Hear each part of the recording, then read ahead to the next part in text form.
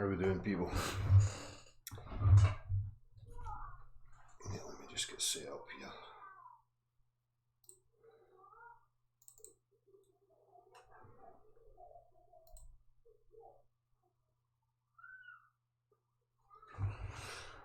Hope everybody's well. So, got a few things in the title. Obviously, we'll have a wee discussion about some of that, but I'm going to be opening up. So, first and foremost, if anybody wants to join me, to just make sure I get that one. The email address above my scalper. If you want to join and take part in the discussion, you need to email the email above me right now. I'll return your email with a direct link to a hangout. So,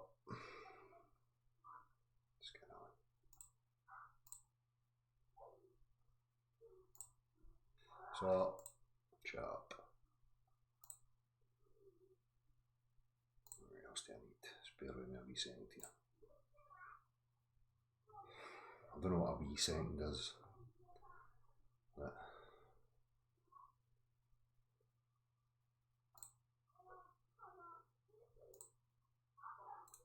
just let me get set up, and that's me. Right, I need that.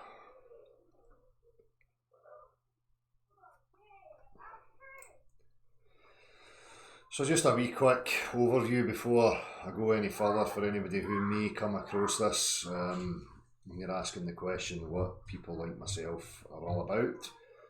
As I said before, I used to have the term flat earth in the title of the videos, but the reason that I used the term flat earth was because it was trending at a time when hardly anybody was talking about this subject, and I could see that there was obvious and deliberate attempts at hijacking it to inject it with propaganda, the usual muddying of the waters of absolute nonsense. So for me, in realising how important that this topic actually is, and I'll get to the reasons for why, I decided to step up to the mark and have a different voice to what I seen going on, because there was far too much of the propaganda. As I say, people were not fully understanding the subject at hand. They were jumping in, people were adopting strawman flat earth models, cartoon discs and ice walls and domes and pizza dishes, and again, coming from the mentality of we have everything figured out. This is the culture that we've been born into, this portraying that human beings are so advanced that they've figured out the whole universe, and we have answers for everything. So people have carried on that type of mindset and jumped straight into thinking that they have to have something to offer. It's very simple. If somebody makes a claim to you as a human being, I'm speaking to you as an individual now, somebody makes a claim to you on an individual level, and you can obviously, say, well, there's nothing to support that. There's no measurable proof of the claim that you're making to me. That, because you can negate a claim, does not mean that you should have something else to replace the affirmative claim that's being made to you. You have the right to stand in an open field and say you do not know. That is the only honest position that anybody involved in this can and should be taking. The claim of our culture, our society, is that we have groups of men and women and institutions professing that they have a God's eye view of our earth and that they're portraying it to be a spherical object. We were born into that. I am under no obligation to replace that obviously faulty claim with a model or a conception of our full reality. That requires an exploration. That requires the majority of human beings addressing and turning every stone of assumption that they've held to be true in regards to what they think this reality actually is. So I do not offer up a replacement for your cartoon that is the globe. Okay? I can make the statement from my own direct experience of reality, my understanding of the physical nature of substances, I can understand it from the practical applications and the geometry that we assume that the earth is demonstrably a level plane. There are undulations, high points and low points. These are determined from a level. Now, a level does not mean a reworking and a mathematical definition. A level is a level, means from one point to the other, there is no deviation in elevation. That's what a level line means. That's what we use in engineering, construction, all practical applications. The only place that the other definition exists is in the conceptual, abstract notion of the globular earth, where they have to redefine natural axiomatic truths like level. So I can make that statement that the earth is demonstrably level, and anybody who wants me to remove my common senses, my direct experience of my everyday reality, and ignore that for an absurd notion, better have something fantastic to offer me. Now, that fantastic thing is not an image. And the other problem that people have is that they give too much credence to an image. What has happened is that people have been presented with a concept, it has been backed by an image, and a language has then ensued to try and describe and explain away natural phenomena in order to make it fit a conceptual image. That's not how it should work. What individuals should be basing things on is their direct experience of what they can quantify, test, measure, observe for themselves. No with a preconceived bias of an imprinted image that you're then going to set out to try and make everything that you find fit your image. That's exactly what the globe does. It's not a quantifiable three-dimensional object, it is a concept. It exists only on paper as an abstract theory. It's not a tangible three-dimensional thing. Okay? Regardless of what you think that image is showing you, I give no credence to images on my TV screen whatsoever. Particularly when that image is depicting my reality contrary to what I experience from day to day. I am not going to ignore my God-given senses, if you like to call it that, whatever that may mean. Know that I'm a religious man. It's just a turn of phrase for people to understand what I'm talking about. My constitution, if you like. I am not going to throw that out the window because a group of men and women can show me artistry through a TV screen.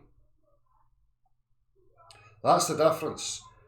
A branch of physics, if you can even call it physics, it was more like metaphysics, has been created by use of language in order to support a total absurdity. It's happened through generations, through incremental steps, and people now think they've got an understanding of this abstract notion that they live on a nature-defying oblate spheroid. I don't need your language. I don't need your images on a screen. As a human being, you require no language in order for me to understand some physical aspect of my objective reality. All that it takes is for you to be able to demonstrate things to me in a practical fashion. If you cannot demonstrate what it is you're trying to claim to me in a practical fashion, I have to take you as either confused or deliberately trying to deceive me. So, we stand in the field. As far as I'm concerned, the globe is utter garbage. It's the psychological foundation of all human beings. Human beings are jumping about the branches of the trees without ever discovering the trunk and the roots of what they're actually jumping on. That's what we need to get back to. Human beings are running before they can walk. You do not know where you are. You do not know what you are a part of here. These questions are unanswered. Therefore, anything that you're calling a life, anything that you're investing yourself in, regardless of how good it makes you feel, is purely delusional. You are substituting actual knowing of your direct reality and a further deeper understanding of what you're a part of. You're substituting that for concepts and ideas. Reality is the thrill. Exploration of your immediate reality is the real thrill. No chasing an idea of stature, hierarchy, your job, your hobby. What is this you're a part of? If you don't have those questions answered, what are you up to? You're a hypnotised monkey, is what you're up to. And just because it's familiar and you think you've got a grasp on it, doesn't mean to say that it has any grounds in real objective truth in regards to the bigger picture of what you are involved in here. So human beings are born into this hypnotic cult that's teaching you that they've got all the answers figured out. And what I can see is that the whole shebang is there to stifle you from the religious ideologies to the same ideologies that they present as science. Are there to stifle your creativity. They're there to stifle your explorative nature, your inquiring nature. These things are keeping you still, internally, externally, physically, metaphysically. They're constraining your natural flow. So it's about time people let it go and start admitting to themselves a bit of intellectual honesty of how little they actually know or what they're a part of. Be a skeptic. Don't just take it on hearsay because it's presented to you as science. Science says I'm a hairless monkey on a wee potato rock spinning about a vacuum. Therefore science says so, so that's what I believes. That makes you an absolute fucking idiot. Snap out of it. There's a reason why there's so much fucking dysfunction around you. You better start tracing that to the very fundamentals of all reasoning processes and realise that there's a void there because you don't have a fucking clue where you are and what you're a part of. You're jumping on the bandwagon, clutching at straws, desperately trying to attain certainty that you're never going to find because you're chasing an idea. So, if you want to discuss with me the nature of our reality and what it actually is, fair enough. I have expressed numerous times what it takes to convince a man of myself, or what it will take for me to accept something as being part of my objective reality. I accept nothing else. I don't want religious rhetoric and mantras and buzzwords and expressions of the Dunning-Kruger effect. Everything else I'm willing to discuss. I'm no big in politics. I've overview these things as a total fucking nonsense. Mental illness. One aspect trying to control and dominate another aspect. Another huge problem that human beings need to face up to. An understanding and a separation of your own subjective experience and what is objectively true. What we see in the world is groups of subjectivity trying to dominate and control other groups of subjectivity and turning the whole thing into a big massive shite show. Who has the right to be behaving like that? Maybe everybody has the right. Does that make it correct? Does that make it beneficial to us? Not fucking well does not. Look at the state of the shithole. Oh, we're so advanced though. I've got wee gadgets and I can phone my pal in Timbuktu and all that. Well fucking done. How does your mind work? Fuck. I don't know. What's on the telly? Fuck it. I'm going to the cinema.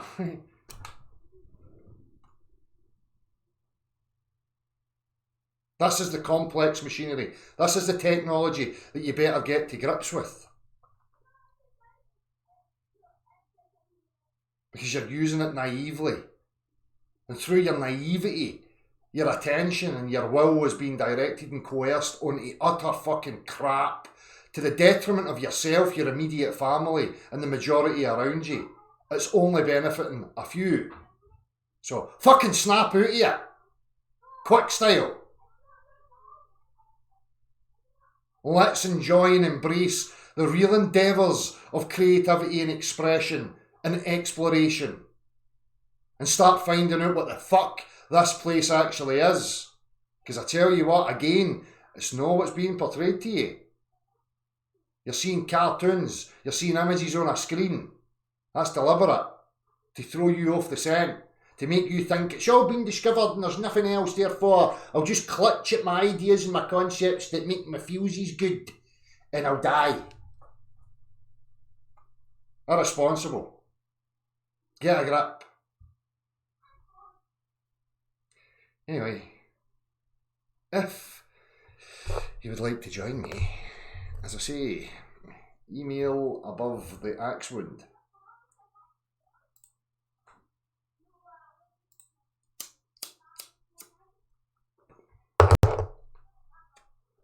I'll wait for Gav and we'll talk a wee bit about force and consciousness and the prime mover and all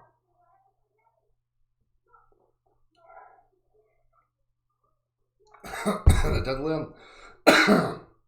They did learn how to hack your brains, Ali. That's exactly what's going on. That is the game at hand. What you are is an awareness. You are an intent, a will. And you can direct that anywhere you want. And if you don't understand and you're not aware of it, it can be directed for you.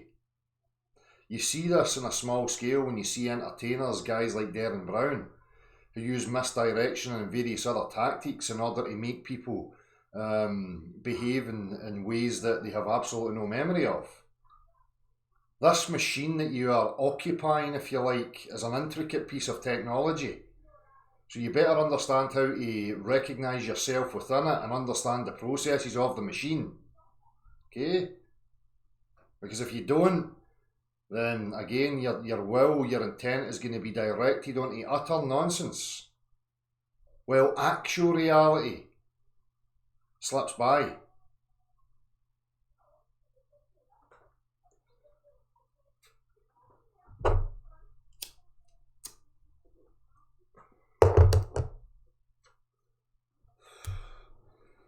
Well, this is the whole thing, Sammy Shaw. Democracy, communism, blah, blah, blah. They're all creations of a society. An idea of us living together as a unit. Now, people have to ask why that even came about in the first place. And is it any use to us? Really?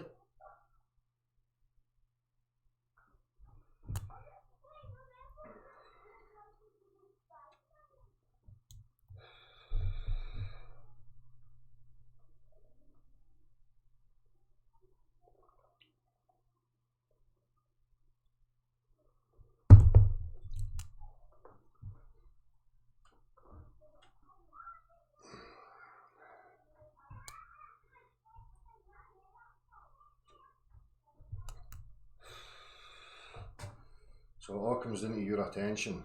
Whatever you place your attention in, whatever you buy into, you will be subject to your own creation. And I mean that internally. I don't mean new age spiritual bollocks about you making reality change and all that kind of stuff.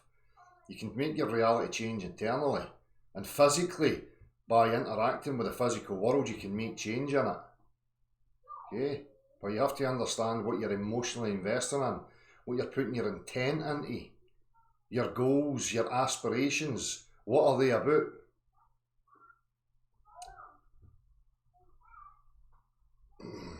Hello everybody. Tracy Story, how are you doing? Bates, Nicholas, Squirrel Sniper, Trackmatic, how are you doing? Well, Trackmatic, biological knowledge, I think there's certain aspects of that. We can see it surrounding us. You know, always use reptiles as a prime example of that. You know, a reptile will lay eggs, it will fuck off. The eggs will be born and those little creatures know what to avoid and what they need to do and what they need to get up to.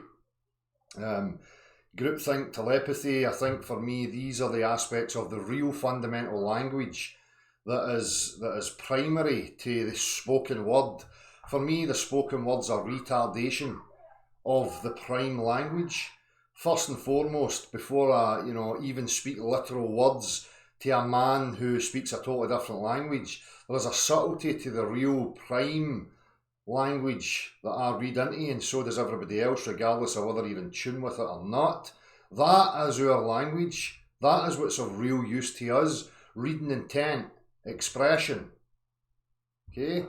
As I say, I don't need to, I'll use a lighter from a recent thing. Saying lighter is just bleh. It's just a noise. You need an actual thing. If you don't speak my language, I can go.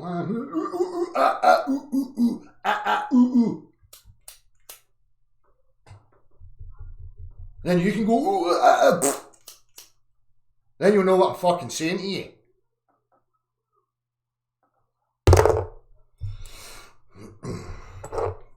Some people will say that's the best I've ever said. I'm sure there'll be people out there that will love to utilise that. Don't mention any names. But they will say that's the best 2 sentences that have ever come out my axwind.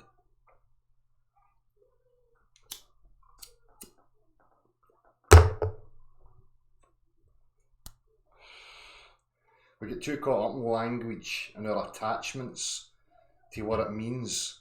Again, language is a tool that you can utilise or it can be used against you, depending on your attachments to it. Okay? So, when we started that push, wherever that came from, it retarded us.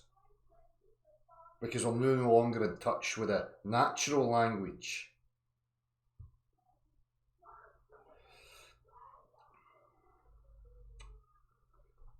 What if consciousness only makes us feel we are more than our body and experience? Well, again, why would a biological machine create a separate wee aspect that then has to deceive, like some sort of split personality? None of that. I've had these discussions with people like that before. Our consciousness is just an illusion, it's a coping mechanism. Well, who's having the illusion and who's it to cope for? Who's having to cope? We're still back at the same problem again. So I understand what you're saying, but it's pretty empty,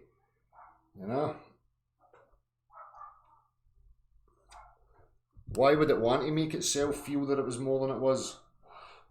Why would there ever have been a necessity for that conscious aspect in the first place? Because it would be its detriment. The body or the biological mechanism now has to work in a different fashion in order to accommodate this fucking needy, unhinged aspect of its own being. Doesn't make any fucking sense.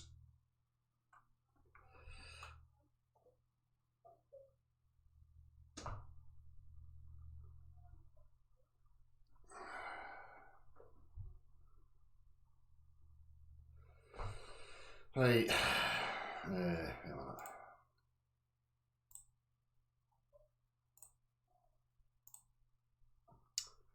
So while I'm waiting, I'm just going to read through the chat box right now and see what's happening here. See Oddity, Boris Chops, Mike Cozy, Selenelian, how you doing? Brandon Cook, Squirrel Sniper, Mike Cozy, I said that, Nicholas, Lee Redpath, Wes, One Conscience. A biological body is a machine, fine tune it and we can run as intended. Exactly, embrace it, understand it. For me, there is a separation. I identify the powers that I actually have within this biological mechanism. And the only power that I have is to direct attention. I can go on autopilot and the attention will just be pulled left, right and centre by the flood of thoughts that are coming through the processing unit. Or I can say, hold on a minute, fuck that autopilot shit. I'm going to direct my attention to where I will it to be.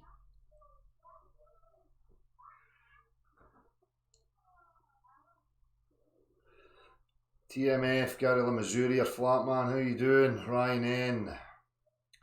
Tony T, ABCD, Dave Finkel, how you doing? And all sadly there's still people that believe they live in a spinning water rocket space ball. Exactly, mate, it's fucking absolute preposterous. Well, Nicholas, many people think so. That it's just one pond among many ponds in an infinite flat plane. I don't know where they're getting that aspect from infinite flat plane from, but other areas I can get on board with. As I've spoken about this before, there are so many variants of biological life, particularly in humans. The different races, the distinct different races of people. The bullshit that they try and hit us with about, common ancestors and all that garbage, Well, you know, all that information had to be present from the very off. So we're all descendants from some mightily complex, more advanced being than ourselves. That's pretty much what they're saying. That has to be the case. You're not getting new variations of information randomly appearing from fucking nowhere through mutations. Mutations don't add new information. So, I've postulated that a few times. Is it a case of some petri dish experimentation type thing? Or was there a necessity for us to end up like this, where different aspects of biological life ended up in the one pond or the one place or area through whatever means, and that was never the natural flow of how it was? I mean, I don't know. It's all open. It's all up for speculation. But that's all it can be. You know, these people that are making affirmative claims to know what's actually went on are lunatics, as far as I'm concerned.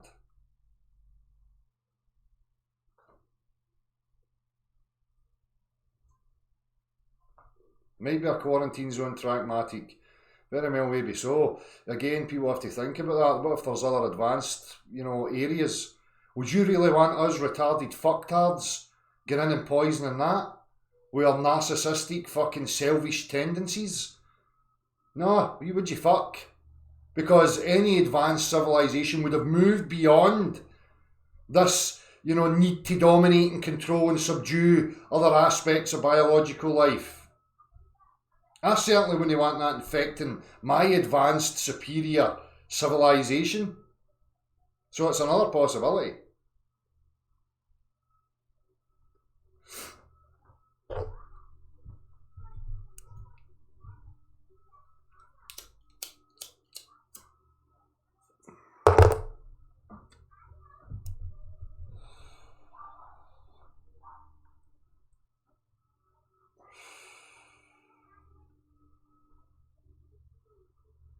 Globe proof still zero. Exactly. FPV Angel.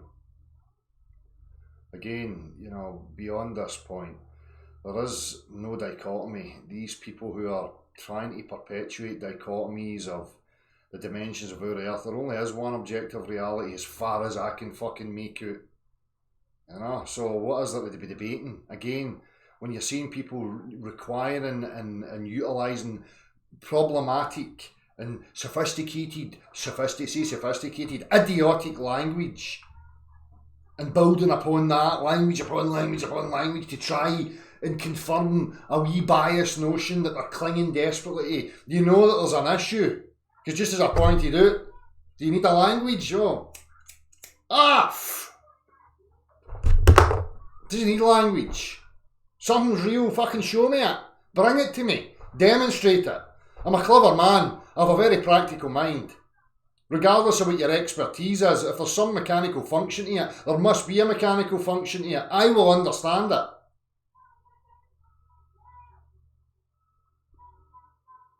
As soon as you start fucking trying to waffle complex, sophisticated language at me, I know you're an absolute cockend.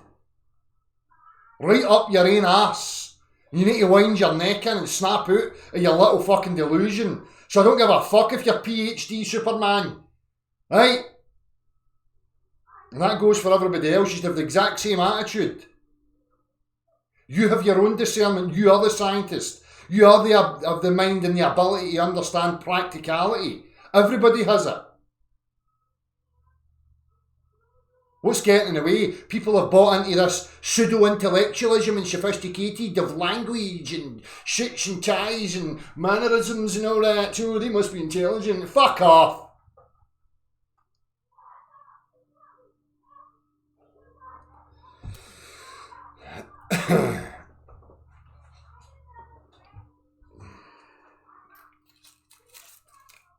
But there is a use, there's guys like Steve HV there, there is a use for understanding these morons and their sophistication.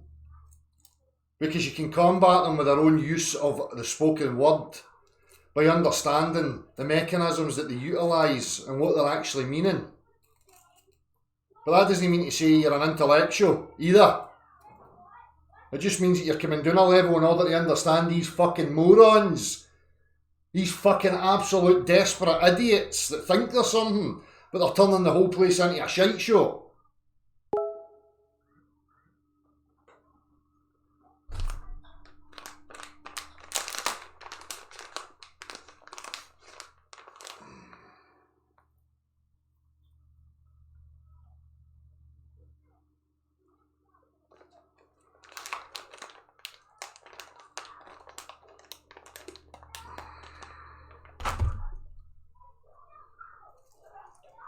So I'm going to roll my smoke, and then I'm going to set up the first hangout, and I'm going to check my emails.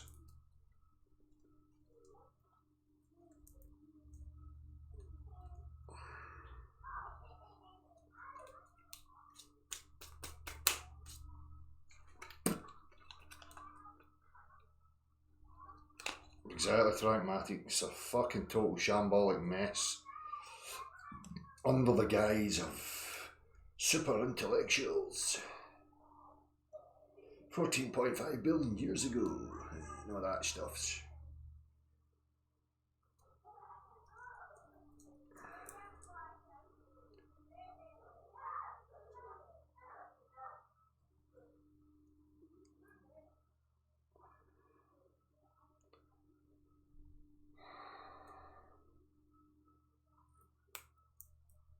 Well, there may very well be things that we're not attuned to Veritas Rising. And just as I've spoke about before, there's no such thing as a void, there's no empty space, there's no such thing as a nothingness. Everything is interconnected, whether you like it or no. Something has to be involved with something else. No voids, no emptiness, no nothingness.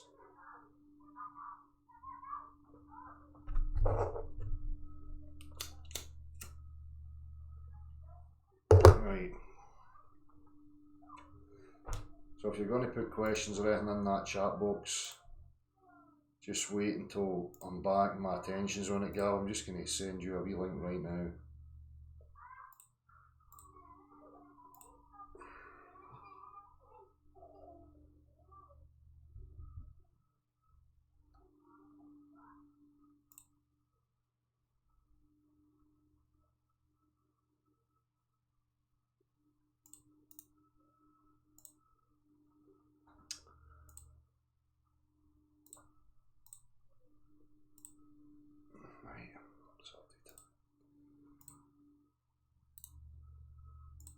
Once I've got Gav in here and we get a wee kind of look at some of the things here, I'll get straight to the emails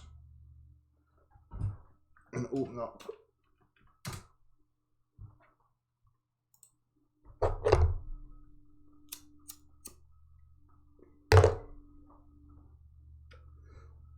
Right, so I see there's a few in here. Right.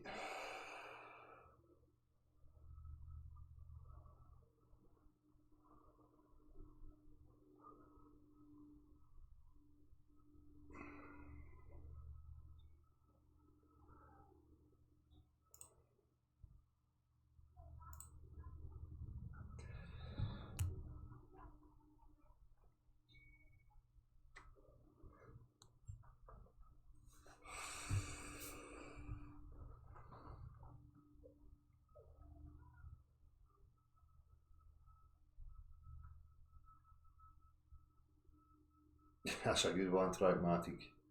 I asked a student today, if there was only me and you and we both had gravity, which direction would the plumb bob point? Birds did indeed chirp.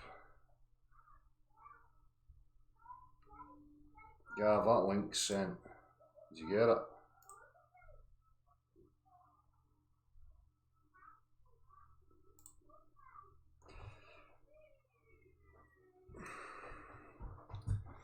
Mathematics has been championed in the form of abstraction that's wandered away from direct reality with our fucking explanations of magical forces and energy transfers and, you know, this fucking garbage stuff without geometric shape and form to it, you know, just utter nonsense.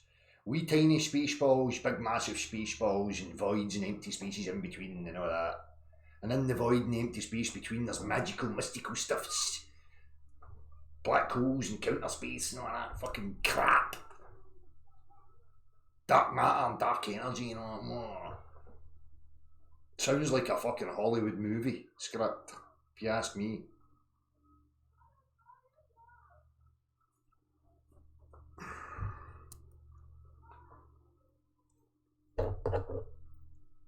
How you doing, man? How's it going, mate?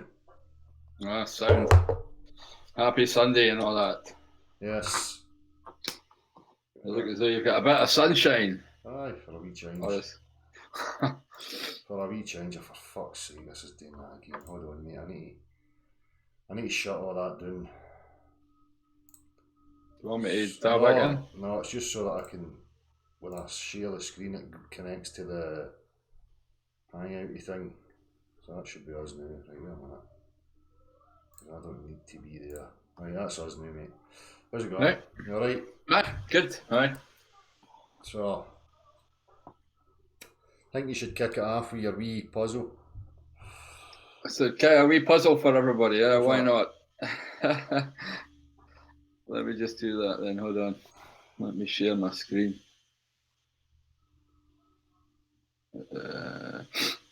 No, that was it. All right, here we go.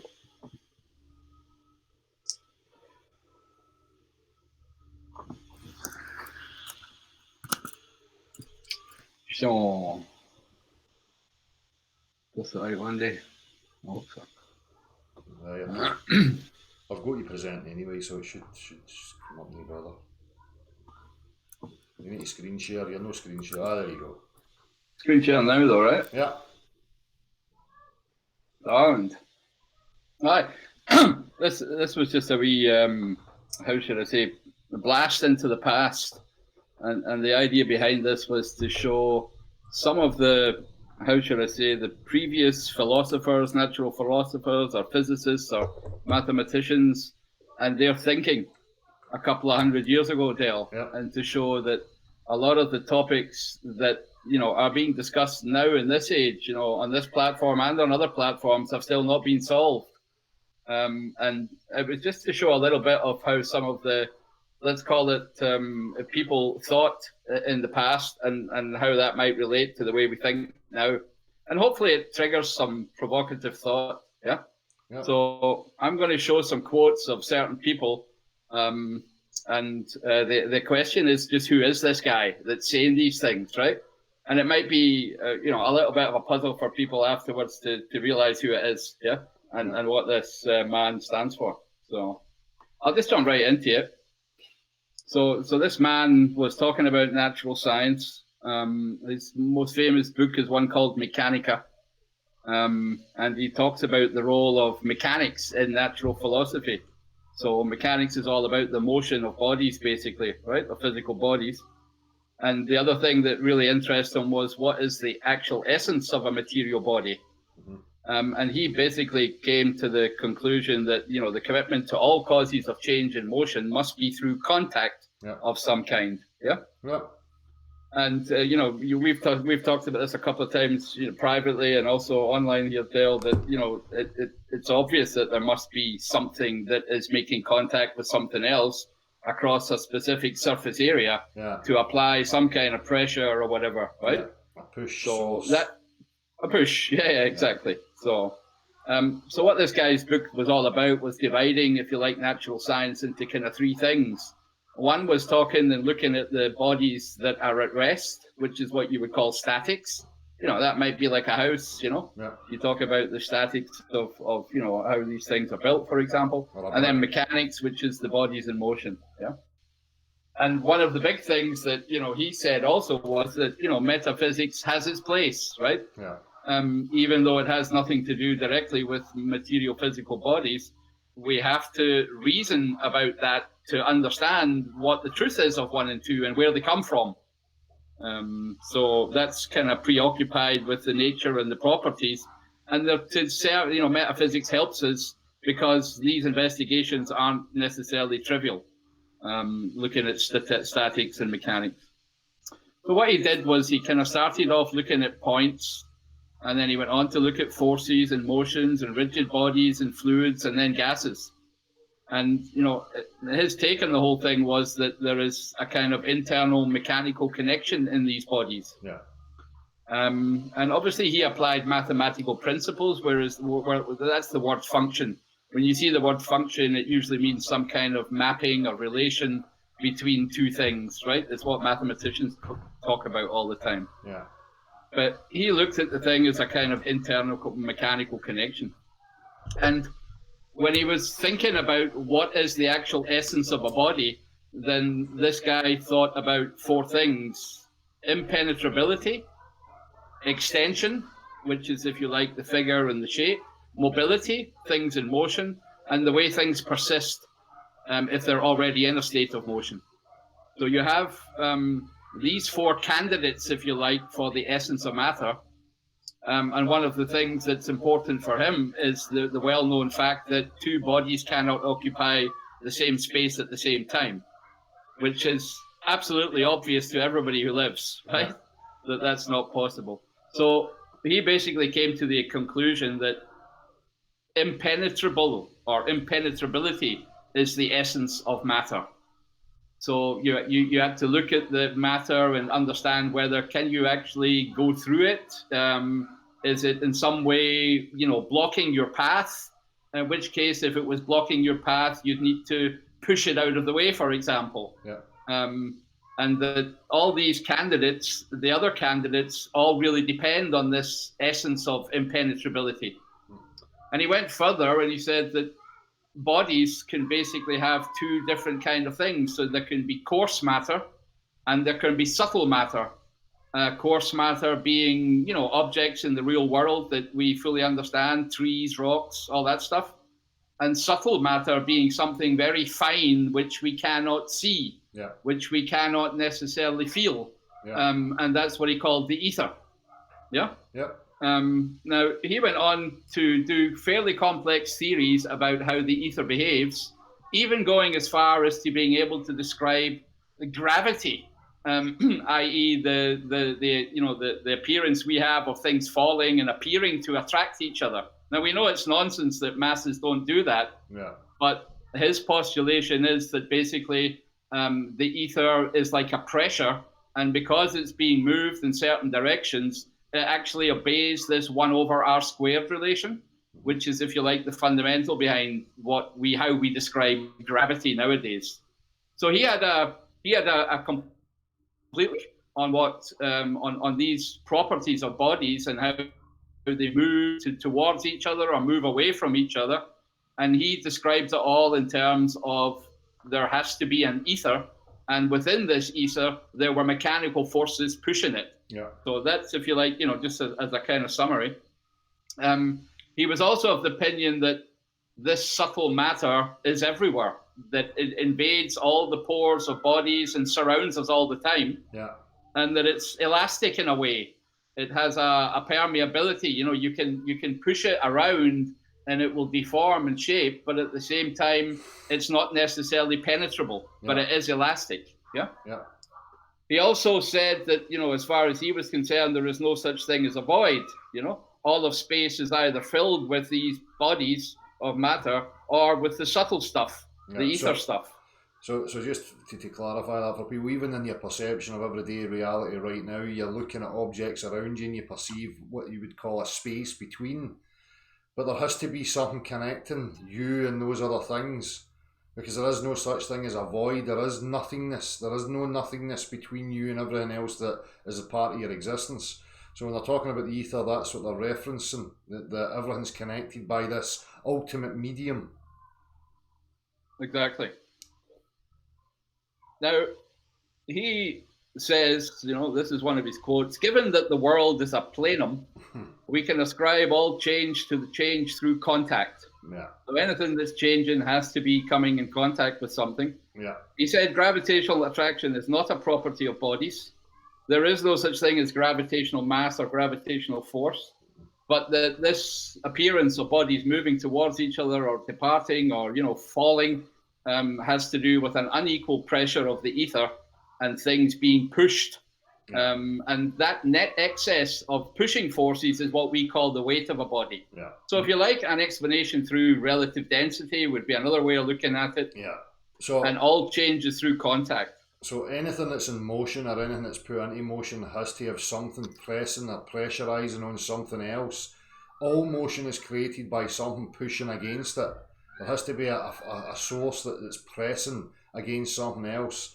These ideas and notions of pull, as I say, are just a concept of bringing something closer to yourself, you would describe as pull. But, you know, the mechanics, the actual physicality of making something come closer to you is always push. Whether you're opening the door inwards towards yourself or pushing it outwards, you know, both. If you put your handle on the inside of the door, you're pushing on the inside of the door handle in order to bring the door towards yourself. So that's just describing, pull just describes bringing something closer. Push describes something going further away. But in both cases, there has to be a source of pressure applied. Pushing. Sorry, Gav, I just want to clarify these things as you go through it. No, it's absolutely correct. That's why we're doing this dialogue. So when you get morons trying to invoke invisible magic stuff, so of a pullingness, you know, that's utter bullshit. There's no such thing as that. If something's moving towards something else, something has to be applying a pressure to it. That's just a fact. You can play with your reality in every aspect of it and you will never break it. Yep, and I think your examples of a tow bar, or you know, pulling a handle, or understanding also the the way your arm works. Yeah. All these things are great examples, and if you look closely, they're all pushes. None of them pull. Mm-hmm. And see the word I underlined here, plenum. So I had to look this up myself. So let me just show that. So what does the word plenum actually mean? The word plenum may refer to a chamber intended to contain air, gas, or liquid at positive pressure. So a containment of some sort. Yeah. Plenism is basically the concept that nature abhors a vacuum. What we've been saying, there's no such thing as a void. Yeah. A plenum is an enclosed space. Plenum physics is a space completely filled with matter. Yeah. Mm-hmm. So basically what this guy's saying when he talks about plenums is some kind of containment. And funnily enough, the physics and the mathematics works just fine in a plenum if you postulate something like an ether, which unfortunately is something that is being thrown out with the bathwater in modern physics. Yeah. Now, I'm just going to state boldly that, I believe in an ether. Yeah, there's no other conclusion you can really come to. Yeah. And I'm not alone in that fact. I could list a whole bunch of names like Faraday, Thomson, Maxwell, Heaviside, Steinmetz, a whole bunch of people who, there was an ether and that's the only explanation of natural science. Mm-hmm. And the idea that there's some kind of absolute empty space is total bunk, total nonsense. Exactly. Yeah? Again, it's abstract. People in their reality will never experience a void, a nothingness, a place where no thing exists. It's total bullshit. So why would it ever be incorporated into these abstract theories and concepts of our existence? That's a question people need to ask. Again, going back to what I said at the start of this, we take things on how reality actually functions and what we can demonstrate practically to each other and what we know to be true. But yet when it comes to these fucking god figures of mathematics, all of a sudden we're talking about fucking counter space and empty space and voids and dark matter and black holes and all this fucking garbage. Yep. And it's very much a modern phenomenon, Dale. 100 years ago, people were thinking very differently about it. Mm-hmm. And as you said, they've managed to transform the education. They've given us new words and concepts that we latch onto. But people were thinking about this very differently 100 years ago. Yeah. In fact, when Einstein and Darwin came out with their theories of evolution and curved space-time, people were on the streets, People were, like literally... against it, but for some reason, none of that's reported. And, the academia has come to accept it. And now we all accept it as the norm. Yeah. But these things were preposterous when they came out to people. Absolutely preposterous. Bold bullshit repeated over and over again with a bold attitude. And eventually people have fucking swallowed it. Aye. New generations that don't know their history, that, haven't looked, I mean, one of the things that we've talked about a few times is this, you've said it brilliantly, an idea of component fitters. People go and they learn equations, but they don't really know where these equations come from, what the history of them is, or what the philosophical thinking is behind them. So, people just get lost in this, modern world of believing the TV and whatever they've been taught. Without giving the past a thought, Spooky language. And people have got a Stockholm syndrome to the spooky language because it's been presented to them as some sort of truth, so they just bow to things that they don't understand, and you're not supposed to understand it because it's total crap. Yeah, exactly. Well, there's only a couple of more slides, but just to finish this, so, a body is pushed or pressed by others because of the fact that it's impenetrable, right? So, I mean, at some point, something's got to give, something's got to deform. And people will have...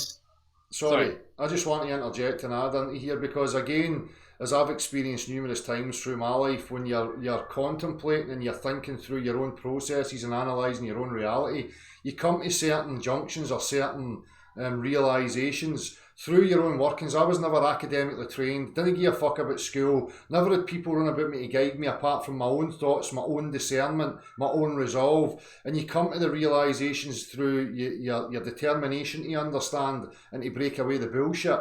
So again, I start to, Gav presents something like this from, I'm not going to say who right now, and you start to realise that there's a reason why people end up at these things, because people are trying to understand their reality, they're being intellectually honest, they're having a look at the mechanisms that they're experiencing, and that's the only way to go. So you're bound to arrive at the same junction. So you don't need academia, you don't need 10 years of fucking, PhD and getting patted on the back and all that fucking stuff. Use your own discernment, use your own rational processes, and you will discover what's going on. Yeah? Still there? Aye, you hear me? Aye. Sorry, you cut off for a minute. I don't know whether it was me or not. You're there. Everything all right? Can you hear me, Gav? Aye. Thank you. Aye, I can hear you now again. Yeah. Well, I think what you were saying, I mean, I'm not appealing to any authorities here, No. Del. I think, we talked about this. I know you haven't read this guy, right? But, people are all ending up at the same place if they just use their common sense, be direct realists, and think actually logically to a conclusion. Then people will come to the same conclusion. The nonsense they've told us is absolutely absurd and nonsensical. Whereas if you use your senses, then there's actually only one place you can arrive at, and it's the same conclusion whether you've been in academia or whether you're just a normal Joe, right? And I think that's part of, again, I'll say it again, the reason that I come here, because I want to show that none of us are different, None of us are different whether you have an academic background or whether you don't, we can still all get to the same reasoning and the same conclusions. We all have the ability to understand practicality. It's there, it's in the Constitution. And if we're moving away from practicality and into the realms of abstract, it's all right if it's creativity and expression of abstract art or whatever it is you're up to. But don't start trying to assert that as some aspect of our shared objective reality, because if it's removed from practicality, there's a real fucking problem. Absolutely. Yeah, I mean, this idea of things being in a kind of equilibrium, I'm just talking about this slide here, but if we think of a golf ball, Dale, and, people have probably seen, footage of when a golf club hits a golf ball, how things get deformed, and how the elasticity of the golf ball getting compacted and then rebounding is what sends the thing off on its journey, and what gives it a motive, force, if you like. Although I'd like to, qualify what I mean by force maybe another time, right? But so it's highly important. Here's another couple of slides, and then I think we're just about finished. And what this guy postulates is that, okay, normally if things are in an equilibrium state, then the focus of the body's essence is focused internally. So the golf ball is quite happy lying on the grass, right? But when an external obstacle comes along, like a golf club, and tries to hit it, then if you like, its energy or its essence is transported to the outside shell of it. And that's when forces start to appear. And when things start to become deformed, when something actually hits it, when something pressures it, and something's got to give because no two bodies can be in the same place at the same time. Well, we can sum up the whole aspect of force and what we're talking about right now, Gav, so that it's clear for everybody. That you know, for me, force is that impact, that point of some material impression being made on some other matter, and people are defining that there's a transfer or a force there. You know, an impact. All we can observe is effect. You know, exactly. The whole matter and everything that got here came from a prime source or the prime mover or whatever. But right now, as far as we can tell, and because we're a part of it, we can only ever observe and measure effect. So when people are talking about force, like punching a punch bag, I hit it with some force, what do people actually mean by that? You know, modern, you know, sophistry is trying to invoke some invisible energy, stuff, some thing that transfers from one to another, and that's not what's fucking going on. Well, I mean, the main thing, you know, when you start to look at it mathematically and physically is that if you want to then measure a force, let's say you want to tell me how much force that is, right? We're trying to quantify it then. The only way you can do that is to see how much the punch bag moved. Yeah. So you're talking then about the movement of a physical body like a punch bag, you know, moving backwards after you punch it. And that movement in real space is the measure of our force.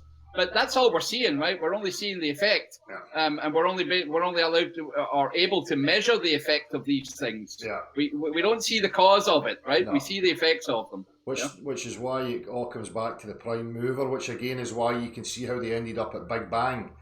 You know, because they understand and they know that there has to be a prime mover to everything that we experience right now, whether people want to call it God or the Big Bang or whatever.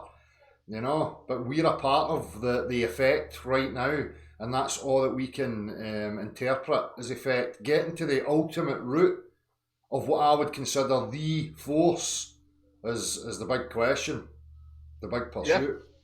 Yep, and as you say, you know, they have to invoke that through the Big Bang because it all needs to get started somehow. Exactly. You know, your obvious other choice is a creation or a god or theism of some kind. Yeah.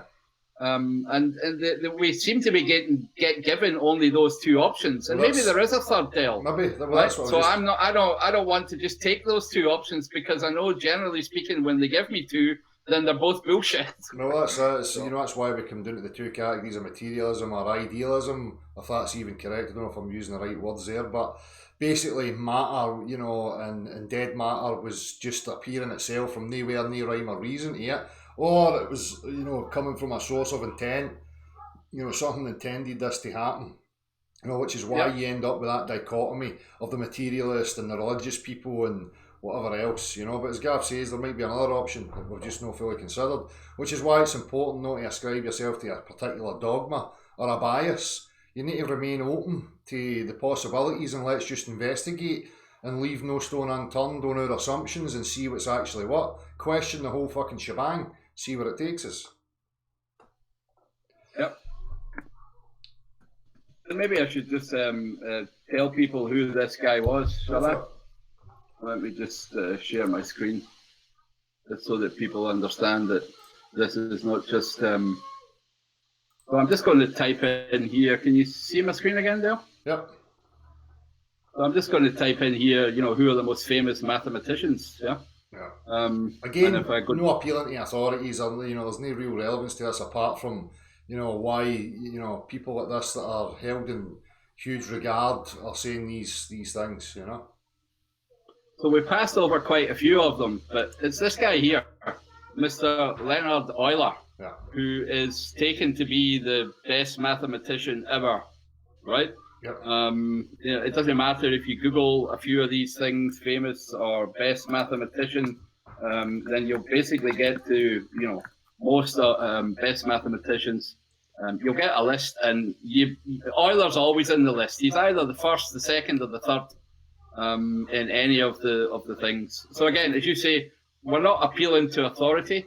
We just want to show here that there are other people throughout the ages, throughout the hundreds of years, that have been thinking about the same problem, if you like, and coming to the same conclusions, that we're in a plenum, that there is no such thing as a vacuum, that there must be some substance that pervades everything, and that there are mechanical aspects to that substance. And it's those mechanical aspects that that describe, if you like, the natural phenomena and the effects we see, which people call forces nowadays. Yeah. So that's all I'd like to say. Excellent. I'll just shut off this screen share again. All right. Yeah. And he's not the only example, Dale. I could go on for hours picking out examples of people like that. I mean, it's very obvious in electromagnetism too. When if you look at the people like Maxwell, who also believed in an all-pervading ether, and his description of how magnetism is. Yeah. People have played with magnets before. If you take two magnets and you try and push them together, two north poles, then you'll feel how this stuff doesn't want to. It kind of escapes you. Yeah. And what all these guys postulated was that within this space of the geometric arrangement of your circuit or whatever it is, then there is a space in there filled with a medium that is basically providing this tension and this pressure between the things. Yeah. So it's not as if this is all just hairy-fairy. This is if you like, what natural philosophy has been trying to uncover for the last thousands of years or however long we've been here. So, yeah. But yeah, I think it's all highly interesting topics, and when I see all these knob jockeys, that draw a wee equation on the board saying, "Oh, you silly people, it's gravitational constant," then they actually don't know much, right? They've never really studied the history of the subject or the philosophy behind it, and they don't really understand what these equations mean. They're just spouting them with some kind of force and how should I say, rhetoric to persuade people. Right. And it's actually pretty pathetic. Well, they say it with gusto and authority or assumed authority, but that's just through their own fucking delusion of grandeur that they have convinced themselves that they have a grasp on these things, and that's why they present it with that kind of authority. But just like anybody else that's totally convinced of bullshit that they believe in, they will say it with authority, Yep, exactly. Yep. So it's hugely interesting for me, Gav, as I've said before. There's been so many cases of that. Again, I've never walked the walk of academia, but I find it interesting that, things have been pinpointed in regards to my processes and how I've reasoned.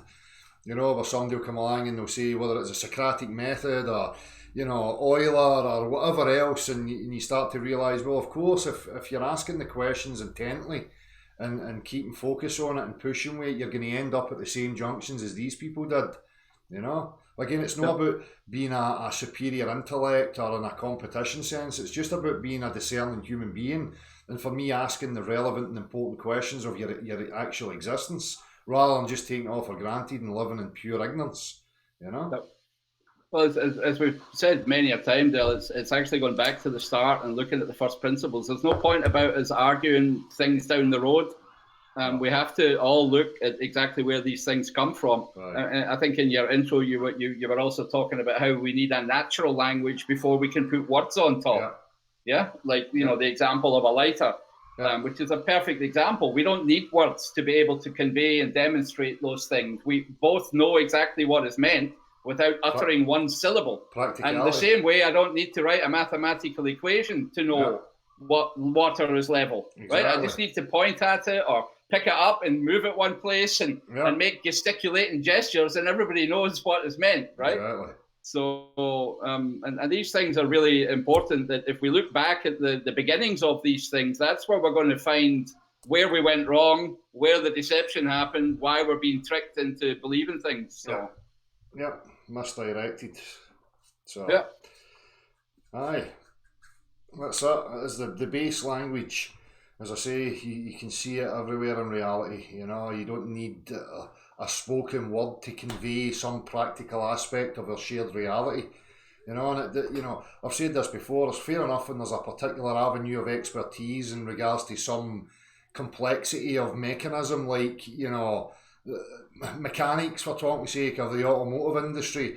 The normal Joe Blogs, maybe Disney fully understand it, but they have a practical mind where through time, I can demonstrate the mechanisms of each component and its relation to each other, and any human being would grasp it and understand it, because it comes down to simplicity, so Well, we've talked about this, Dale, that we're going to take the motor car as probably the best example we have of trying to explain natural phenomena, because within a motor car we can talk about everything, right? Forces, quantity of motion, manifolds, pressure, gas, electric motors, accent, all these things of the modern physics are in the car. So, I think we agreed that that's probably the best analogy. And if we break that down, then people will understand all these concepts easy. Sorry, Gav. Nah, no bother. Wee man comes first. Aye. Rattling on about computer games. I mean, we spoke about this the other day as well. Speak to Marty about this, Should we just be the narcissist? Fuck it, I just want to do what I want to do for each moment in time and no contemplate my own existence. Maybe that's my problem, fuck it, I want to play a computer game for 2 hours. No, I want to scratch my balls and pick my ass and sniff it. I mean... I think we all need that time off, right? If you say it's a kind of narcissistic or an egoistic kind of, well, we're all born. Creation, you get to be creative, daydream. We're all born narcissists. There's no child that's no born narcissistic in its ways, It's all me, demand, tantrum, I mean... At least at a certain age, that's very true. Yeah, exactly. I think it changes with age, personally, but I know what you mean. But we spoke about this, the influence of change through a society and a construct, and that being influenced, and but then we have to look and say, well, what's the dominant factor, and should that be imposed upon the natural flow? I mean, these are all things that we have to be considering. It's fair enough that the narcissistic tendencies, they're going to learn natural boundaries, like don't come up and shove things in my face, or I'm going to nip at you. The same as any animal, one pup born into a litter will bite another one too hard. It'll react. The other one then registers it and says, okay, I know that I can't go too far. So there is these kind of natural formulations of a structure, if you like, but we have to look at least. Aye, but what we have is a more advanced imposition to that natural flow, where there's mechanisms and aspects in there that I think infringe on a natural flow that take it too far, to the point of trauma and causing a schism, But we can get to all that, Yeah, I mean, we talked about that. It's a kind of externalization of what happens internally. As you say, a lot of the things that happen internally, they seem to have externalized, and then we attach ourselves to these things that are kind of part of us, and that's why we feel comfortable doing it. Yeah. You know what I mean? I'm maybe not explaining that very well, but we'll maybe get into that topic deeper. We'll save that for a proper presentation, methinks, Yeah. And there's just one thing I'd like to say about force, and let me just share my screen there, because I always find this hugely important that people understand the difference, and you've heard this before, but between proper quantities and quantities that are, improper. Yeah. And I just want to make sure that, so I'm sharing my screen again, am I? Yep. Yeah. So we only have certain things that we can call proper, and that is number, duration, lines, surfaces, and volumes, right? Yeah. Those are the 5 things with which we can measure everything else. Now, we talked about this, like when you punch a punch bag, if you want to measure that force, you need to say how far has the punch bag traveled, right? So you need to actually know the volume of the punch bag. So that's in here under solids and volumes.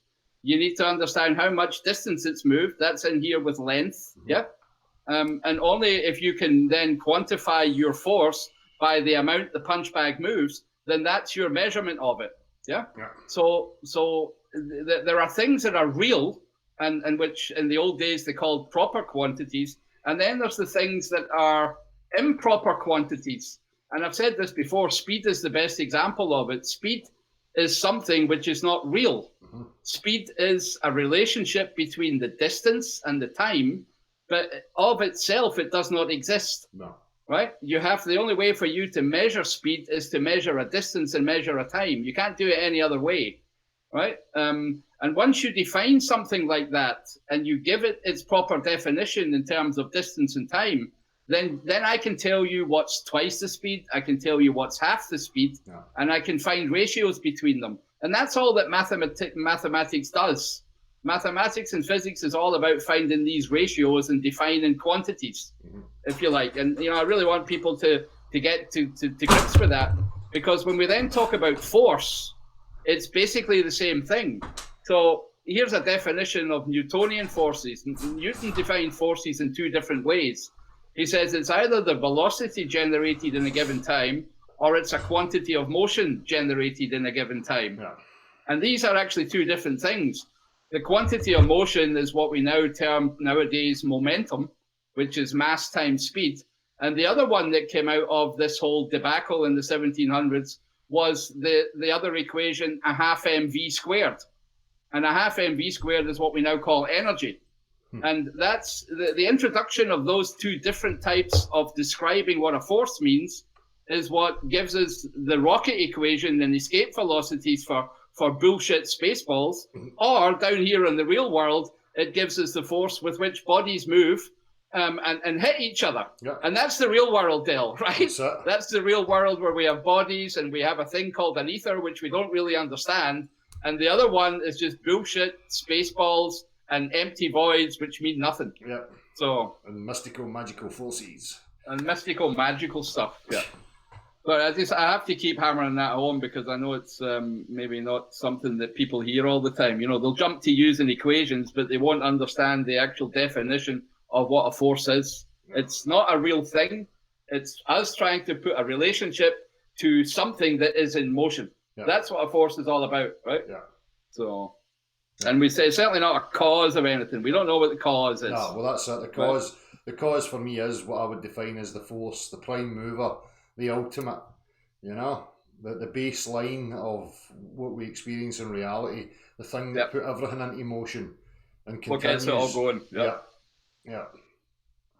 So, aye, excellent. Aye.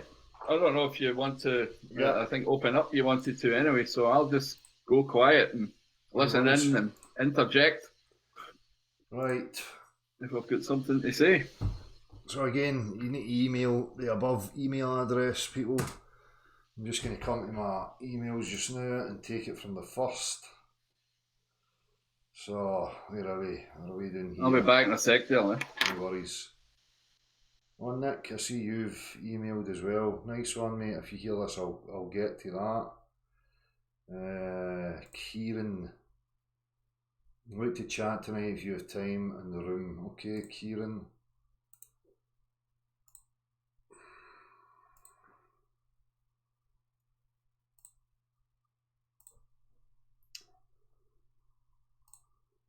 First email is sent.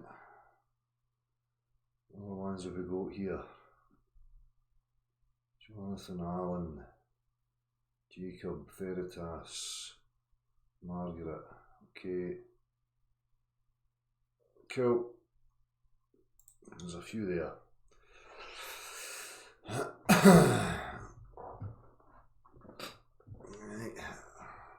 Wasn't he a force though, David Marks? It was just an effect.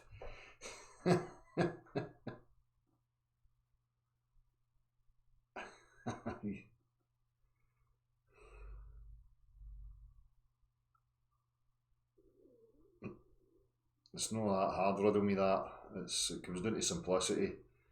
The complications is coming because of this modern day take on things where it's so jargon and fucking word salad, because they're trying to prop up some proposition of a paradigm, the all-encompassing theory of everything, and trying to explain reality, but they're trying to explain it from within.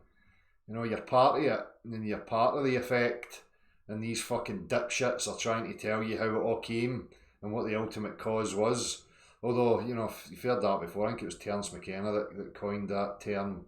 Modern science starts on the premise of give us one free miracle and we'll explain the rest.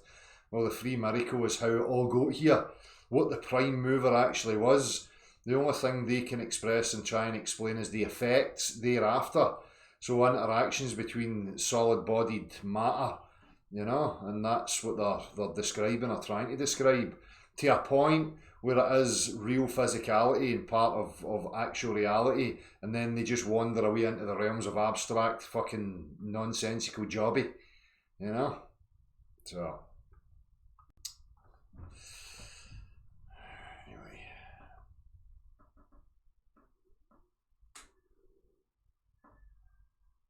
What's that beyond belief? That was, what do you call him? Is scientific atheism a frivolous exercise in intellectual contempt? Berlinski, David Berlinski's the man.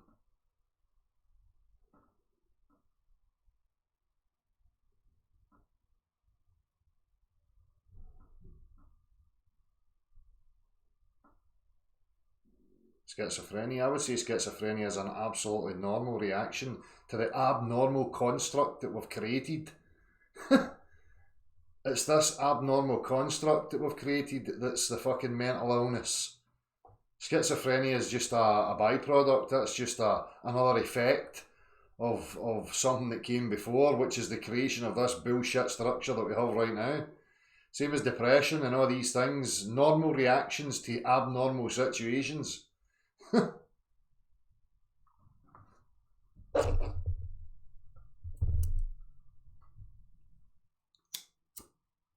I'm sure somebody else coined that phrase as well before, but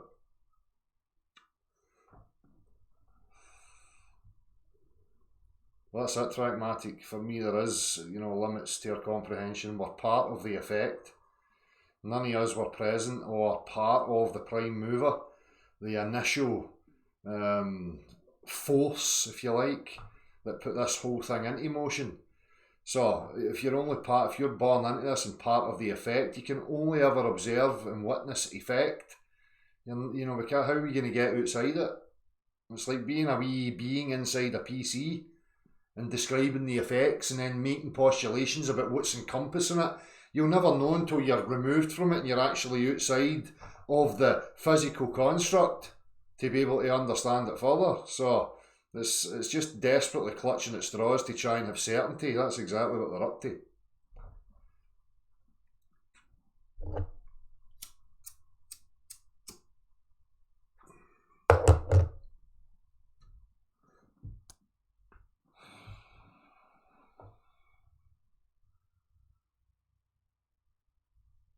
Exactly, Brandon Cook. Let's meet up and do some experiments, whatever you like, game over games. Give me a shout.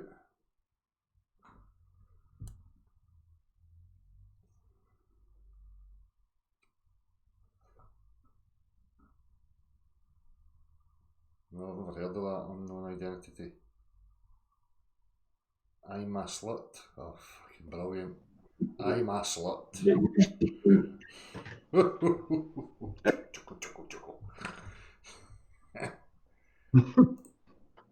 Hey, Dale. How's it going, mate?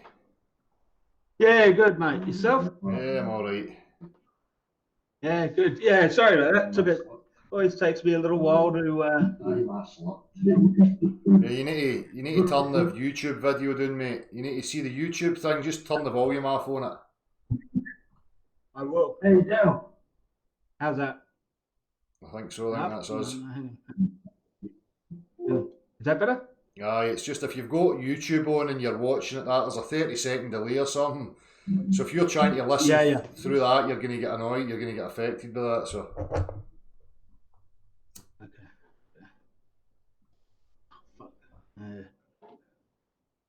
No, sorry, Dale. It's just take me a second here. No worries, mate. Fuck. There's this app was not loaded because something went wrong.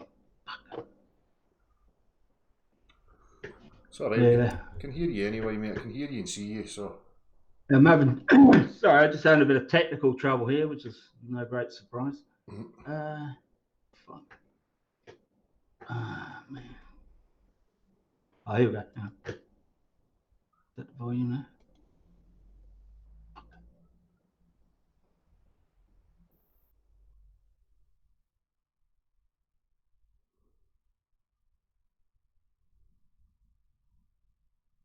Sorted.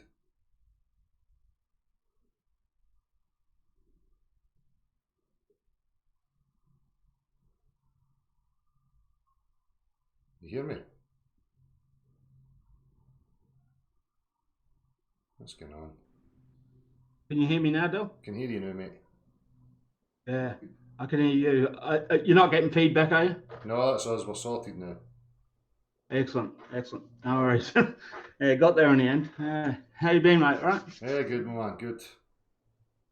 Yourself? Yeah, I'm good. I'm good. Can you hear me now, Bill? Oh, we're getting it back again. Just turn YouTube off, mate. Just get rid of YouTube altogether. You don't need it open. Ah, you're froze.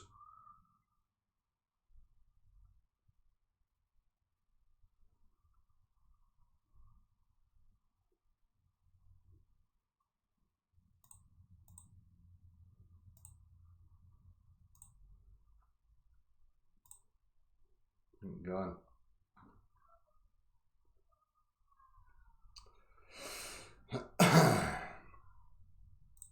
Well, Kieran, I'm going to need to shut that one down and move on.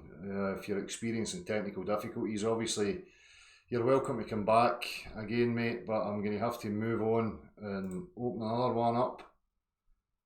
Just bear with me for the next request.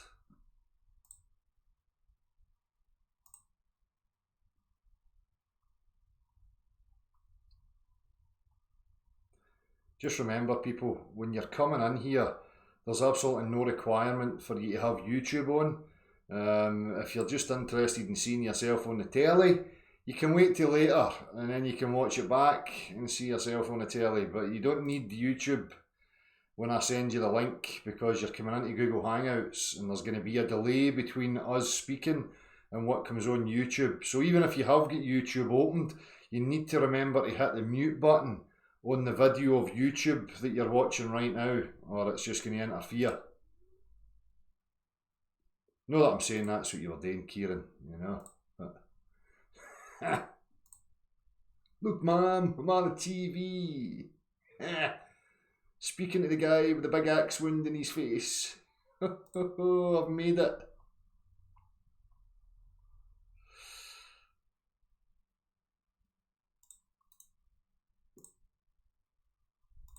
Right.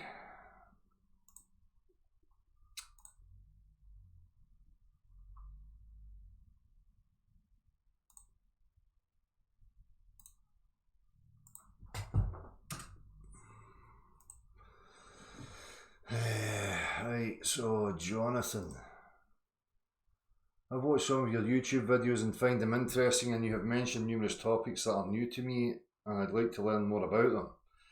I admire your knowledge and your articulacy in putting them across. With some of these in mind, can you recommend any books, PDFs on sophism? Just recognise the patterns of sophistry and what it actually is. You know, books, I'm sure you could type it in. Mathematics, geometry, you know, there's an abundance of them out there. Again, I would point you to guys like Thomas Reid and look at some of that literature, physics, NLP. I mean, the interwebs is your oyster. Again, for me, the majority of my understanding comes through contemplation of my own experiences. Looking at things from all possible angles, questioning my own motives, my own interpretations, constantly analysing any input that's coming in and how I am filtering it. I think that's where people's attentions have to be.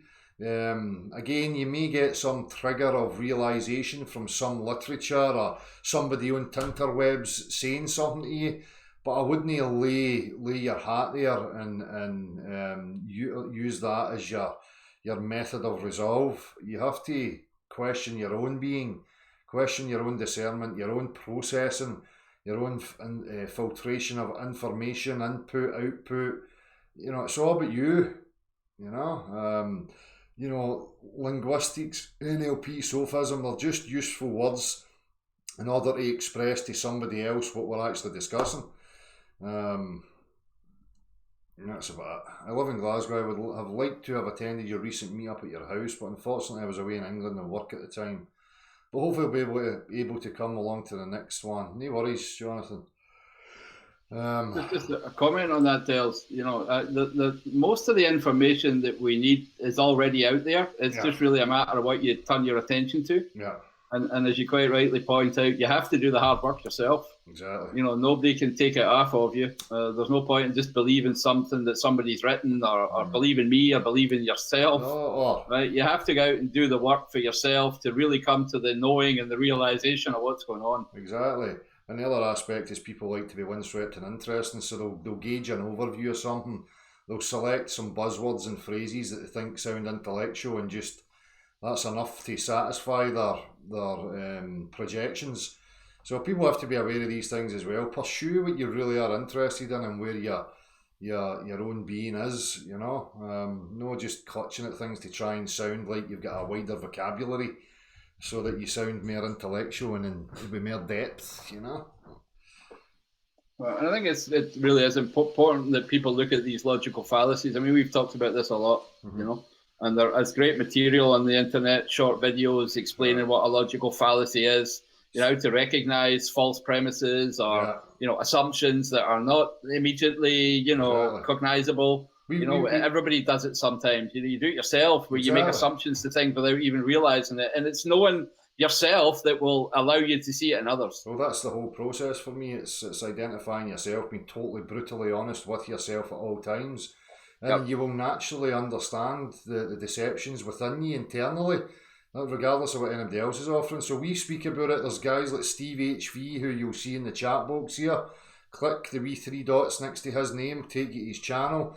Steve HV concentrates quite a lot on the fallacious rhetoric of the globe cult and other aspects of it. So there's different avenues. But again, it always comes back to you. So I agree. If you recognize how you manipulate others, even in small, trivial things that have no real consequence, then you'll understand how people manipulate you from the outside. Yeah. Right, Alan. Right, nice one, Alan. I see you've put a number there. I'll get back to that, mate. Jacob. Hi Dale, I work at an airport. I always ask pilots if they have to dip their nose down while flying to account for curvature. 9 out of 10 times they laugh at the idea, and no pilot has told me they have seen the curve, and all agree that the horizon maintains at eye level no matter elevation. That's it, mate. That's just the fact. Nice one for that, Jacob. Veritas. Oh, Dale, maybe pull this link up and let Gav's thoughts on it. Epic Gravity Experiment by G. Who is that? I can recognise that. JT Nolan. J Tolan Media. So what I'll do is I'll copy the URL for that. I'll stick it in the chat box, Gav. I'll send you a link to that and you can have a wee watch at it yourself. I'm not going to watch it right now. Obviously, I'm trying to open up for other people.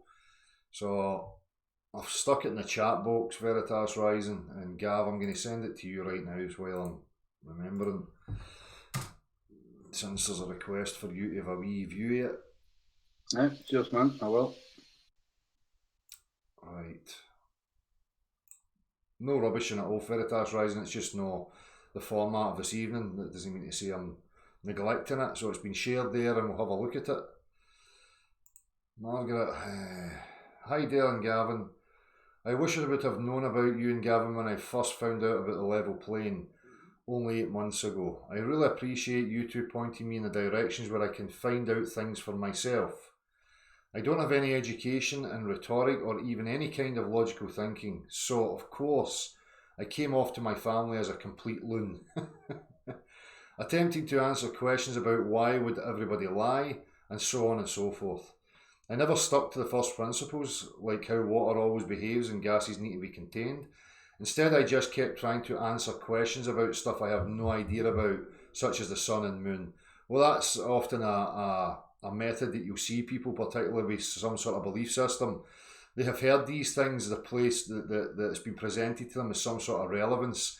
And again, they're displaying, aspects of the Dunning-Kruger effect, because if you know how to question them further, you will realise that they have nowhere to go in their own reasoning. They're just hearing these things and repeating them blindly. So glad that you've caught yourself on with that. What a mess I made of it all. I didn't even know what the word sophistry meant until I heard it from you two.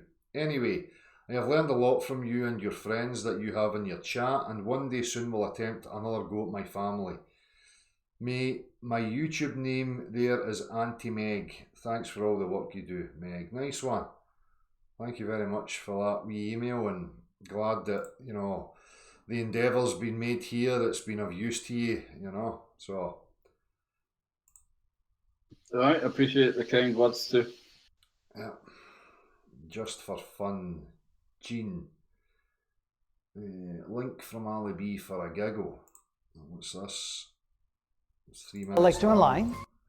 Right, well, since it's only 3 minutes, I'll have a wee quick look at it just to break up here. Wait a minute, what do I need here? What am I showing right now? None. Screen share. Can you see what I'm showing, Gav? Yes, I can indeed. Let's try to answer the question, what is gravity? A few hundred years ago, when Newton observed an apple falling from a tree, and he pondered what that really meant, why an apple would do that, and he looked in the skies and he saw... Because this grew out from the ground and went away up that way through, you know, processes and grew out to that point, and then its natural process was to let go of that once it had reached maturity, and it dropped down. It never appeared floating in fucking mid-air. Right? Yeah, There was a push. And I would, Sorry, I would think there's a push and pressure and water and light and all of these things would have had something to do with it.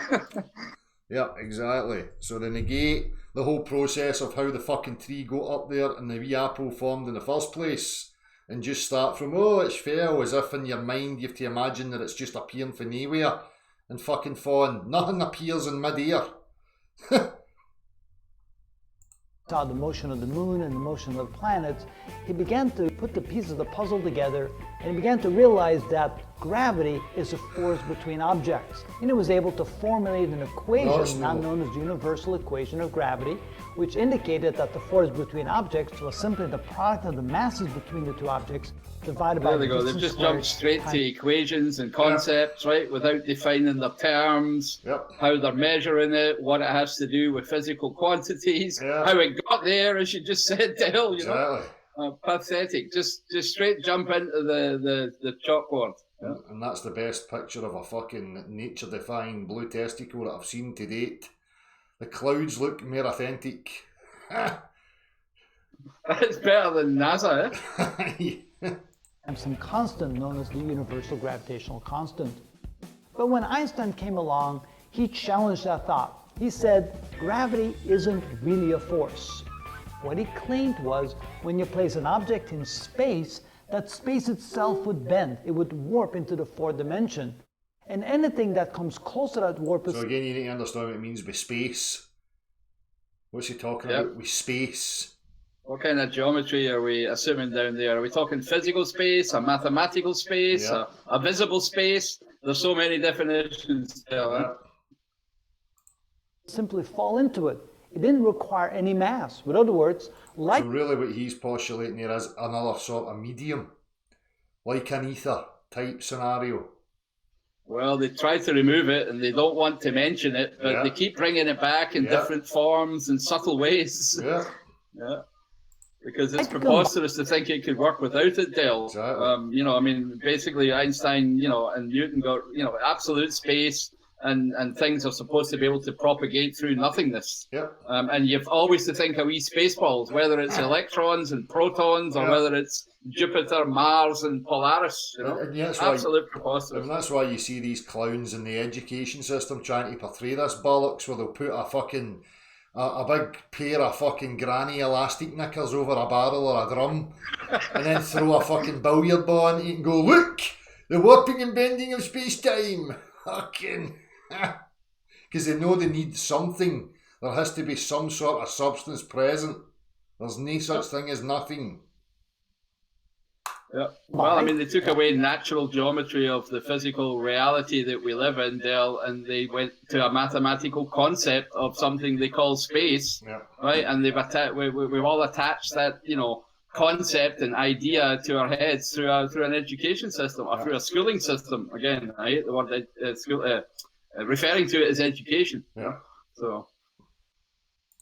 Example, if a photon of light were to come by, it would feel that bend in space and it would change direction. Photons now, we'll just rattle our things, assumptions, and no ever address them. Photon. Yes, particles with no mass. Wee tiny balls. These cunts are obsessed with balls.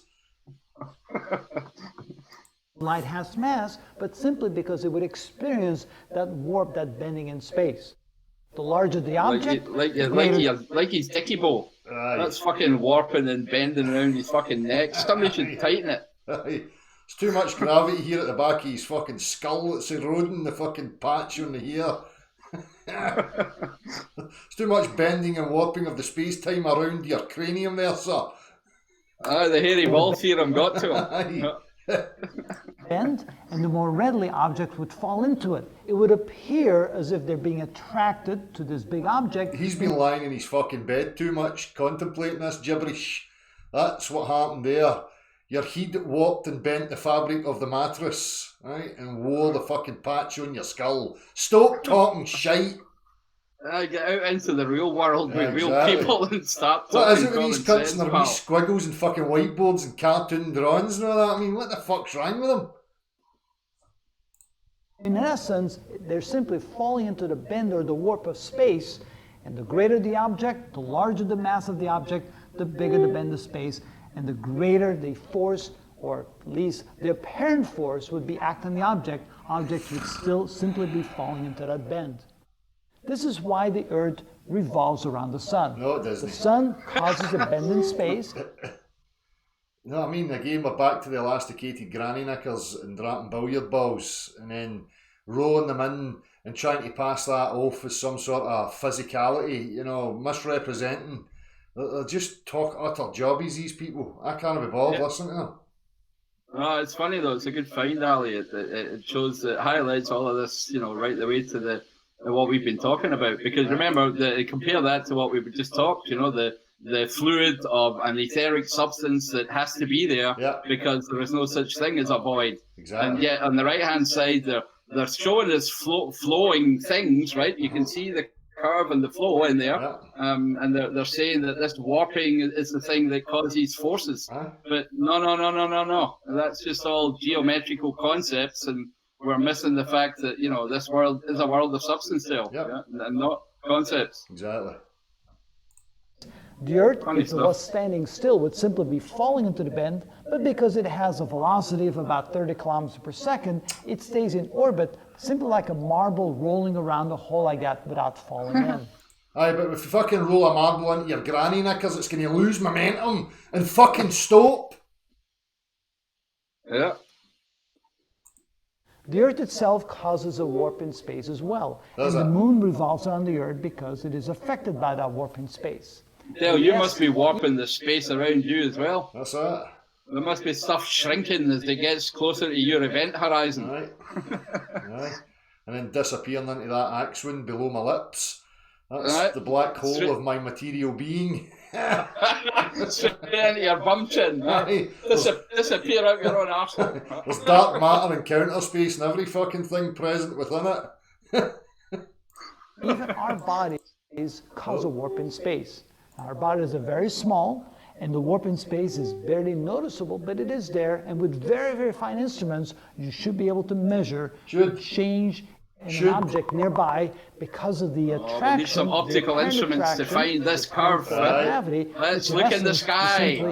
A man 200 years ago hung a wee rope off a mountain, and the rope and the ball was attracted to the mountain, and then another man in a shed with two balls and all that. A warp in space around your body. When I sit on the couch, my kids fall inwards because I've warped and bent the material and the fabric of my couch. Right? That's about it, sonny boy. But Dale, that's what I mean about, you know, what I said earlier about, you know, what happens to us, what we experience, exactly that. You know, things will fall in towards you because you're of a heavier weight than your kids. They'll try and externalize that whole concept to something that is, you know, outside of reality. But that's in a medium, like, you know, I'm using a mattress or a couch or something, but if they just stand next to me, they're not falling inwards towards me. No, that's exactly what I'm saying. They've taken that concept, which we know to be true, i.e. that they'll come towards you in the couch, and they've tried to externalize this to a worldview, a cosmological worldview that we're supposed to believe happens all the time. There's invisible granny mattress. There's invisible lycra granny pants surrounding us. You know what I mean? Oh, it's amazing how we get conned. So and yes, even small objects as small as a ladybug do affect space to such a minute extent that it cannot really be measured. Oh, fucking how fucking appropriate. Causes small bending in space. It's happening, but I can't detect it or show you in any way, shape or form. Just trust me, look at my drawings. And if we could measure small enough objects, we could see them falling into that bend. Of course, that would not be possible because it would be very difficult to measure. So what the fuck are you talking about, dipshit? Very difficult to measure, is that what I heard? Aye. It's basically negating it, saying you can't. But it's real. Because I drew a squiggly line. I think he must have taught conspiracy cats. Right, because I'm a mathematician and I can play with abstract algebra. Yeah. A topology and some differential geometry and yippee! I can draw little balls. But there's no limit as to what objects can do to space, no matter how small they are. There's no limit. All objects in the universe bend space, and it's that bending of space that creates the sensation of the force of gravity. Shut and up. That is gravity, according to Einstein. Oh, what a buffoon. But see how that ties into, you know, basically what we were saying earlier on. You know, Einstein changed the meaning or abolished the ether. Right, and says space-time is what, you know, makes us think forces are real, or that's how we sense forces. But again, forces are just effects or things we can measure where real objects move. Yeah. And if we don't differentiate between apparent objects, visible objects, then they're just telling us that all that shite is real outside. Or if we can't see down inside enough, they'll tell us that there's wee spaceballs in there. It really is the same story in both scales. Yeah. They're taking physicality and trying to extrapolate it into a metaphysical realm of fucking abstract jobby and gobbledygook. Yep. And I'm sure that wee man believes every word he's saying. He's absolutely sincere, I would think, Del, right? Yeah. There's, you know, he's just completely lost in that wee world. Right. Next. All right, let's have some visitors. That was good, though. I quite enjoyed that intermission. Next, we've got Ali. He's asking to come in. So. Oh no, shit, I've sent you the wrong thing, Ali. Hang on. Sent you that YouTube link. I need to copy that again. Ignore that first one. So that one there. So. Aye. Fucking lot of nonsense. No way. Far too much weight given to, you know, the creator, you know, must have used mathematics as a language there. Yeah. And people actually believe both of those abstract language, you know, abstract concepts like mathematics is an abstract concept in itself. Yeah. And then, you know, a metaphysical God as well. And we're supposed to believe that that's the way he's communicating to physical beings in a direct reality. Yeah. It's a preposterous thought, you know. Mathematics is reality. I think that was the phrase for that fucking gimp that Red's retarded.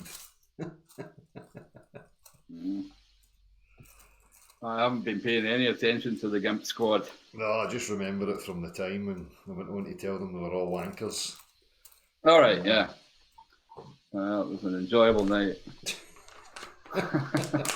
I actually had, I still in them days had delusions and was naive enough to think that, you know, somebody actually might be sincere. But I knew it. I fucking No, knew online.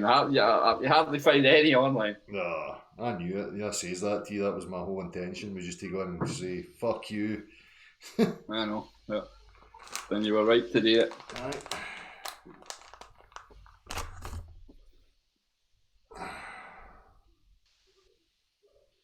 Well, I think that's it, Paul Etchells. These people listen too much to these clowns just because they buy into it and they understand the abstraction. You know, they think because they can grasp some abstract concept or theory that because they can understand it, that somehow verifies its validity. You know, that's just not how it works. I can visualise and grasp the concept of, you know, unicorns in the fifth dimension, you know, and picture it and image it, but that doesn't mean to say it's a fucking fact. That's the difference. Well, exactly. And again, I'd like to point out that, you know, engineerable physics is something different from mathematical physics, or what we call theoretical physics. So, you know, it's not the former that we're slagging here. Yeah? No. It's the latter, the bullshit. Oh, we said it before, you know, utilising mathematics as a descriptor for practicality is very useful to us. You know, Absolutely. It's the same in music. You know, you have musical theory in order for musicians to speak to each other in a language, but that doesn't negate the primary, which is the instrument and the musicality. That comes first and foremost. So as long as you're coming through 1, 2. As long as your descriptors match the practicality. Right, we can hear you, Alec. Oh. All right. So. All right, mate. Aye, the hangout's looking a bit weird. Is it? Aye. What's up? Oh, well, I don't know. I've just got your picture up and Gavin's picture up, and I've got a grey circle in the middle, and it's not moving when you were talking. That's why I was wondering. Yeah. Don't come in and slag my hangout, Ali, for fuck's sake. No, I mean, what's the matter? It's always something to complain about. I just wanted I wanted to get on the telly, Dale. I thought that. Well, there's a big circle in your way. Move your seat out a bit and get away from the fucking circle then. Am I there? Can you see my pretty face now? No. No, it's all right. It's all right. No worries. That was quite funny, that video there. Aye. Because you know how they seem to forget that's actually that bending stuff is like, it's like 3-dimensional. It should be around it all, right? Shouldn't it? They show it in a planar form all the time, like exactly. That's how they can get away with that little ball round. Linear. You know, the example they've given me that. Yeah. That's how they can get away with sort of convincing people. But you've got to think, up in space, or what they call space, or that medium that's up there or whatever. Well, use the medium as water, Ali. That portrays it better, because, you know, if you put an object in there, it's displacing it all around the full object. You know, so there you go. Yeah. That's what I try to imagine it as, like as the alleged atmosphere, but it's bendy instead. It's up, right? And that's a good one, actually. And we'll call that plenum. Plenum. Aye, that was quite a good word. That plenum. That was quite a good word, actually. Mm-hmm. But the way that's the way they kind of get it. But it's a bit funny, because how can something, apparently nothing weighs anything up there, so I don't understand how they. It's funny how they progress with that, because I've said that before. I remember they used to depict the universe with their Spaceballs to me in a kind of linear fashion, where it was planar, where you had the sun at the centre and everything going, and even made a mechanical device. I remember seeing it as a kid, some machine that moved in a kind of linear, planar fashion. The Spaceballs going around each other circular. And then it's obviously progressed and adapted into this heliocentric fucking, you know, it's all moving and spinning round and going all different directions, you know. But that model. That'll depend on your frame. I was just going to say, that'll depend on your frame of reference, Dale, your perspective, your view from which vantage point, which eye and which situation will give you the ecliptic plane, right, which they can then represent on paper, or the. You know, are we going through an absolute space chasing the sun? You know, you name it. Give us your concept. We'll find a reference frame to show you a good image. Well, that was the thing. I only found out, and it was just before Flat Earth. I only found out that you know that video, that heliocentric model video that shows the sun and us corkscrewing. Yeah. Right. That was the first ever time I actually thought of it, because I knew all about space. I liked space and the stars and all that kind of stuff when I was younger, man. I was fascinated. But the thing was, I was like, wait a minute, how come I never knew? Because if I'd got told that as a kid, I would have been shitting bricks, man. Aye. I was already shitting bricks, wondering what the hell would happen if we stopped, if the Earth stopped spinning. I can remember that as a child. I'm just wondering what I would have thought. That I can't believe that it took me so many years actually to see a visual picture of what we're actually meant to do. I'm trying to trace that, Ali, because they always portrayed it the other way to me, as I say, and I can't remember when that was introduced and when it became that, and they depicted it as that image. I don't know if it's just an advancement to, extrapolate and add on to the bullshit. They had to show it like that, but so with some new mathematics comes some new projection, exactly. Some new vantage point, some new image. Yeah. Well, even if you look at that, that black hole, that thing, right? Go and look at the original photograph. You're going to piss yourself laughing, man. It's like 4 pixels, 4 squares in the middle of it. That's basically what it is. There's no definition, and it turns into this beautiful picture that was just actually a twitch on a bit of graph, because it was a radio signal, and they had thousands of models, meaning that they had thousands of what if this event happened. If this event happened, this is what we would hear, and they had thousands of them, because it was like betting on a horse, a 1,000 horse race, and every horse will win, kind of thing. You can't lose. Probability is a good thing, eh? Well, that's exactly. Chance would be a fine thing. That's I say. That was right, and the thing that fascinates me is that people on the other side of this discussion, when you point it out to them, they just try to make up loads of excuses. Like, oh, he meant that, and I can't understand how they actually believe. Actually, forget about the shape of the Earth, right? Let's just talk about the science and space and the Big Bang stuff. I don't know how these people are buying into that. You know what I mean? Yeah. Like something started out of nothing. No. And that's impossible, according to their laws, unless there was new physics then. No. And then they made up that it's not actually nothing, it's actually a bub. And even the adjectives that they use, this bubbling boil, even when they say this bubbling boil and massive particles or whatever, or soup they called it, right? That's how that Lawrence Krauss, and he uses them emotive words, to describe and using basically that neuro-linguistic program you were talking about, Dale. And your first question is, wait a minute. If there was nothing, what's a particle? Isn't a particle something? But people get that much drawn into the description and the story. It's like little kids. Aye. As long as there's an image, Ali, that's it. People attached to it. So it's wee tiny space balls. Do you know what I mean? And that's the image that's been depicted to them, and they've invested in it. Well, there's a great technique in neuro-linguistic programming. Is that if you want to ingratiate yourself, I'll just say it anyway. It doesn't matter. Because most people probably know that. If you want to ingratiate yourself into someone's company really quick, like Darren Brown kind of quick, what you do is you try to find their favourite subject. See that subject that they love talking about, and you just keep asking, just ask questions, look interested. They'll love you. Who's not going to love a person that sits and listens to them talking about themselves? That's it. You know what I mean? There you're in. It's as simple as that. It's basics as you go to get the guard down of people if you're intending to get involved with them, and you have to dismantle their guard. So appealing to them on some commonality that they've got an interest in is a basic attribute, a basic trick of hoodwinking people. Exactly, the emotion, you can tell it by the emotion.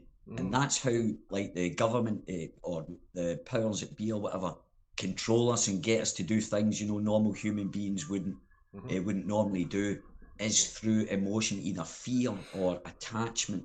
Aye, You know, they're indulging our natural constitutions. You see, that's why sex is utilised and used in advertising and stuff like that. So they appeal to the natural aspects of you, you know, to get you on board. Well, they subtly or subliminally offer you the product, you know.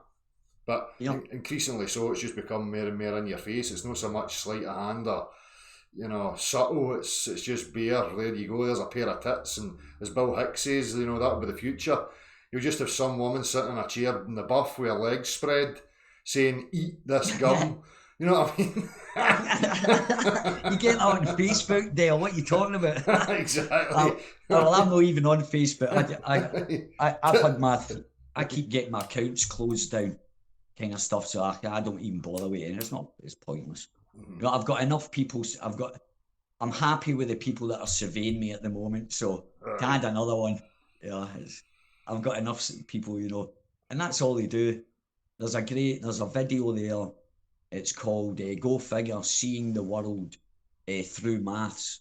And like what you were talking about, or it was Gav talked about, that guy assigning, you know, mechanicalism or whatever to the universe, and then bodies, seeing a body as a force. It's like kind of desensitizing yourself, you know, so you don't value you see yourself as like a kind of an object, and then you'll see another person just like an object. So he's just an object. So if he gets killed, or, you know, it doesn't really matter as long as something bigger's getting done out of it. Yeah. You know, I had a strange conversation with my daughter a day about morals, Gav, as well. Very strange, man. I asked her a question, though. I kind of, very strange answer. I won't talk about it anyway. But, well, don't titillate us with it. Don't bring it up if you're not going to fucking tell us. Or you just try to tease us or what? I mean, it was stupid. It was one of the ones, Dale. You know, you start saying something, you think, I shouldn't have said it. Well, all right, I'll say this, right? And I hope people are not shocked. But this kind of goes down to like the indoctrination process or whatever. So I said to my daughter, asked her that question about the. It was a change on the two trains going to crash together, and you've got the lever, you can make the choice, and there's maybe 200 people on one train and 2 people on the other. Which one do you crash? Well, I used it in regards to you're in control of a drone, right? And there's 2 terrorists in a building, and you've got to fly that drone. Now, you know, when that drone explodes, there's going to be collateral damage around the area. There's going to be children, school children and stuff like that. And I said, would you do it? And she said, right, you know, I explained, you know, a terrorist, and they might have, you know, killed maybe 100,000 people or whatever. And she said, yeah. So I decided to push it further. So I said, I says, okay. I says, what about if, well, she did say that, you know, if she didn't want to do it, she wouldn't do it. But so I added one of her friends in there, and she justified it logically. Yeah, well, do you know, if it's saving her? I said, okay, then fair enough. I said, what if it was me that was in there? Same answer. I was like, God, man, what are you doing to me? I pissed myself laughing. But I said to her, I says, look, I asked her, I says, I understand exactly why you think that. And I mean, but I said, here's a question for you. Have you ever wondered why you think that? And then, because I went into the God aspect, thou shalt not kill, because my answer to that question is I wouldn't either fly the drone or I wouldn't pull the lever, because either way, it's none of your business. Murder. Aye. You know, again, it comes down to the aspects of us subjecting each other to your own morals or ideals or principles or whatever. You know, trying to impose that on each other. Again, for me, that's the part of the fundamental problems of why humans have got feel that necessity to impose themselves on each other. You know, it's like, you know, at the end of the day, I can only mind my business and you can only mind your business. Yep. Do you know what I mean? It's when we create a society and we create these confines and these constructs, then, you know, that's when you get situations like that. Oh, well, we're the military, so therefore we have to blow them up and have collateral damage in order to save this many and blah, blah. Never at the addressing of the first principle again. Well, what the fuck are you doing trying to formulate a society in the first place, you dicks? Where are you getting that? You know? Well, that can never be the problem, no, because we must live like this. Anyway. Yep. But that's the kind of, I sent another video as well, but I thought after that video that I sent, I thought you'd used to have a good laugh at that anyway. I was laughing like fuck. It was great, just taking the piss out of it. I thought that was a good one. I sent you another one though, but maybe no play that. It's only a 5-minute one, but it gives a insight. You know, how by the age that you're 8-year-old, you know, that's child psychology. By the time you're 8-year-old, you've been kind of programmed, inverted, you know, or whatever, quotation marks or whatever you call them. You've been programmed. Actually fascinating. Aye, that's, you know, that's aspects of the trivium. Is it Dorothy Sayers, the book I go, she talks a lot about that, about when to introduce certain things, and if you introduce things prematurely, it can have an adverse effect. I think we spoke about this before as well, Gav, like starting to introduce kind of more complex mathematics shouldn't really be done to around about the age of 11. You know, so there's certain kind of steps in development where certain things should be introduced because they've got the capacity to grasp them properly. And if you do it too soon or too early or force it, it can have an adverse effect on them. So there's some good literature, you know, I think it's Dorothy Sayers, if I'm talking about that correctly. I think that's her name. She can outline some of that. But other teachings for the trivium and other people have postulated a similar kind of structure. Right. No, I mean, there seems to be kind of, as far as I understood it, cycles of about 7 years, isn't it? Yeah. You know, 7 years, and then puberty comes at about 14, and then 21, you're kind of finished, you know? Yeah. Which is why, you know, there are these restrictions and why, you know, 21 is supposed to be, you know, fully developed, if you know what I mean. So I think I disagree with that finished thing. I don't think we're ever finished, you know, as a bit, I know what you mean, you know, physiologically, you know, but even at that, as a man, I still was physically, you know, adapting and changing and never really setting until I was about 28, around about 30, you know. So, I mean, I think it's horses for courses, you know, everybody's different. But I mean, it's a change is all there is, but, you know, there does seem to be certain patterns, maybe, let's call it that, you know. Mm-hmm. Yeah, there's definitely, that's why Gavin's right, and it's a funny thing as well. There's actually, in astrology, there's planets that do 7-day cycles and all this. Seven's quite a number because it's right enough that in that child's, I think it's 7 or 8, you know, in around that area, from 0 to 7 or 8. That's when you can actually program and, you know, like hijack the brain, and you can stop there because after that it's kind of it's a natural consequence. That child is already copying, you know, all they do is copy what they see around you, then whatever happens around them. And by the time they're 7 or 8, I think it is. But it's right enough about the 7, the 14 and the 21. It's like an average. They hedge their bets, you know, they only need maybe a certain percentage of that kind of control over people for it to work. So they actually they work to the odds kind of thing. What Gavin was saying, you know, it's like I think regardless of any of that, if you give a child just the necessity, security, warmth, nourishment, you know, these are the basic principles. They've all grown naturally and find themselves, regardless of what ideas or concepts come their way or pushed to them. If they have that base foundation, then they will resolve it, you know, at some point in their life. It's only when they don't have that proper foundation that they're just chasing their tail and going round in circles, and they may do that for the majority of their life until they fucking die. You know, as I've seen and witnessed before, you know, I've sat with elders, you know, grandparents, and been absolutely mystified at the absolute crap that they've spewed at me. You know, like fucking wow, you know, all that bullshit about respect your elders and stuff. Well, nah, it's always unearned. These things are never a given. So, you know, I think there's loads of factors, but for me, the base core of nourishment for a child is just that security, warmth, and always being cautious that you're not imposing any constructs or ideas onto them that are going to influence or affect them. You know, let them formulate their own understanding, because they have that. What can I really offer them? Like any other plant, water it, make sure it's in the right environment that it needs to fucking grow and get its roots down. You know, if I start trying to bind it with rope and fucking cut bits off it and all that, it's going to deform and grow into something that it was never naturally going to form into. I don't know if that makes sense, but that's just the way I see it. Absolutely. You know? Yeah, it's trying to keep an ever-growing enclosure, you know, and some kind of security and safety for them. But, you know, you can't do that, you know, and then all you can do is hope that you're within a distance if they need your assistance, you know. Well, that's and I don't mean distance just physically, you know, I also mean in terms of advice or anything else. So. Exactly. Yeah, mentally as well, you know. Yeah. Aye, love and nurture is pretty much all you can give them, you know. Well, I've basically told them, you know, respect is earned, but you know, nobody's allowed to tell you what to do, you know. But you know, and if someone does be disrespectful to you, I'll always support you as long as you've been respectful, whatever. Because I don't care regarding that.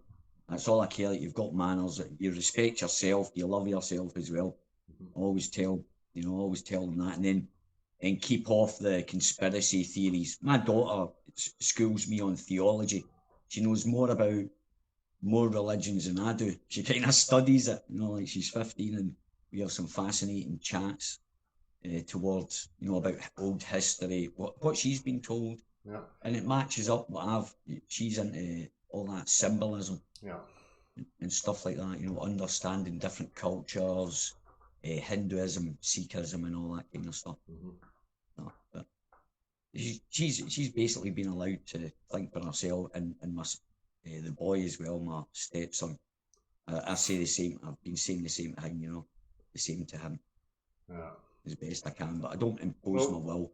No, I want to talk about this in more depth as a described kind of hangout. You know, again back to will and intent, and you know, ideas and concepts, the influences they may have. You know, it's pretty layered and complex. You know. Yeah. So it could be a discussion that could go on for quite a while, but I will forget that. I'll drop it anyway, Dale. It was just to come in and say my wee piece. It was just your startup. I just tuned in there, and you're like, psychology, and you started talking about Darren Brown, and you were going, and that's the kind of stuff that kind of was going. Well, this is the whole. That video was good. The whole point is the mind, mate. Your intent, your will, your direction. That's what's driving every fucking thing. You know, so and our sight, our senses, innit? Exactly. So, cheers for coming on, mate. Cheers for the wee video. No problems, right? I'll say good night. Nice one. Right, good night to you. Good night, Gav. Cheers, Alex. Cheers, Alex. Yep, cheers. Just need to stop sharing this. I'm just going to check and see what's come through here, Gav. No bother. I'll drop off because you'll need to send me another link anyway. Right, well, I don't know if anybody else... if you're doing it. There might be one there. Hang on, I need to read this first. John Daniels. I've seen a lot of to and fro between flat earthers and globe earthers. As a child, obviously the globe was indoctrinated upon me. About 8 years ago, I discovered that the earth was flat and believed this literally until a few months ago. A bit of a backstory. I enjoy wild camping. I'm very much a nature person. I constantly gaze upon our beautiful and natural world, and generally feel humbled by the grandness of it all. I feel so passionate about nature, but for all my trade, business is making fast cars that produce lots of emissions, etc. A year ago, while off in the wilds of Northumbria, I witnessed several phenomena that caused me to question what I relatively recently started to believe. So given this constructive confusion, I am more than willing to do more unbiased physical research, and have been ever since. I think it would be good to investigate our surroundings more, but with open and unbiased eyes. Kindest regards, JD. Game Over Games. So that's it. We have to investigate, or else we're not being objective.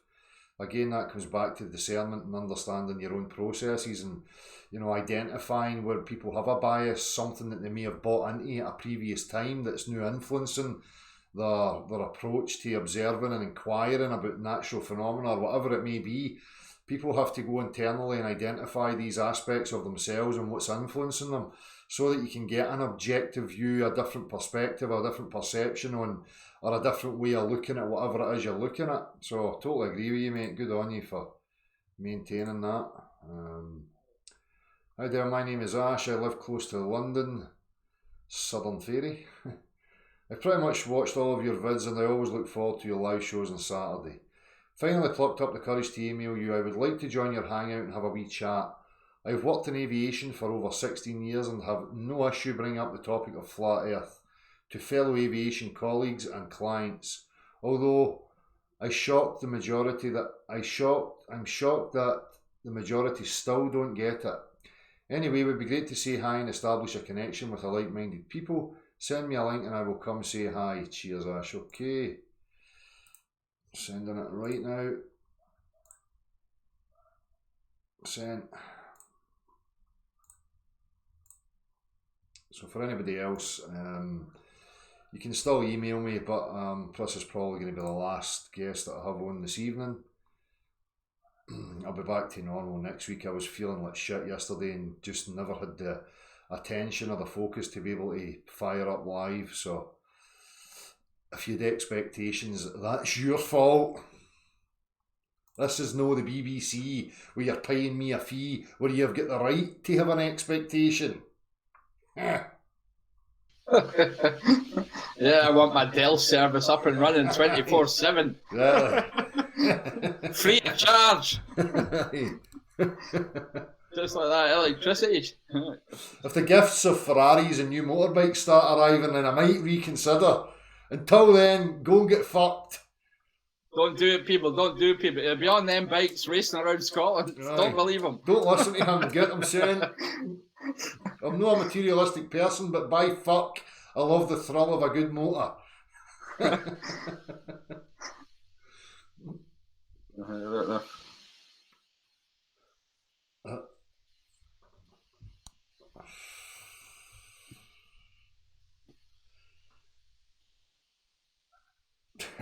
So we've got a guest coming, have we? Right. Do I need to go to another hangout? Or? No, we'll just maintain this one. I can pretty much safe that Ali's not going to pass it on to any pond bombers. Oh, I don't know about that, man. Right.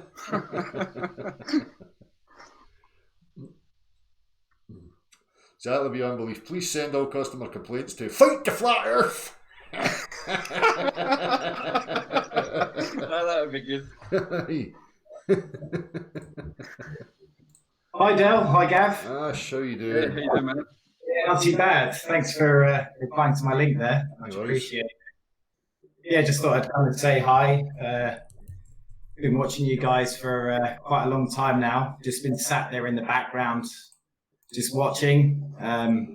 Just finally plucked up the courage to come and say hi, really. And I appreciate all of the work that you've done. Both of you, everyone. It's just thought I'd come and say hi. Nice one, mate. Appreciate it. Thanks for coming on. Yeah, no worries. So you were saying you've got a background in aviation. If you don't mind, are you going to? Yeah. You don't mind speaking about it?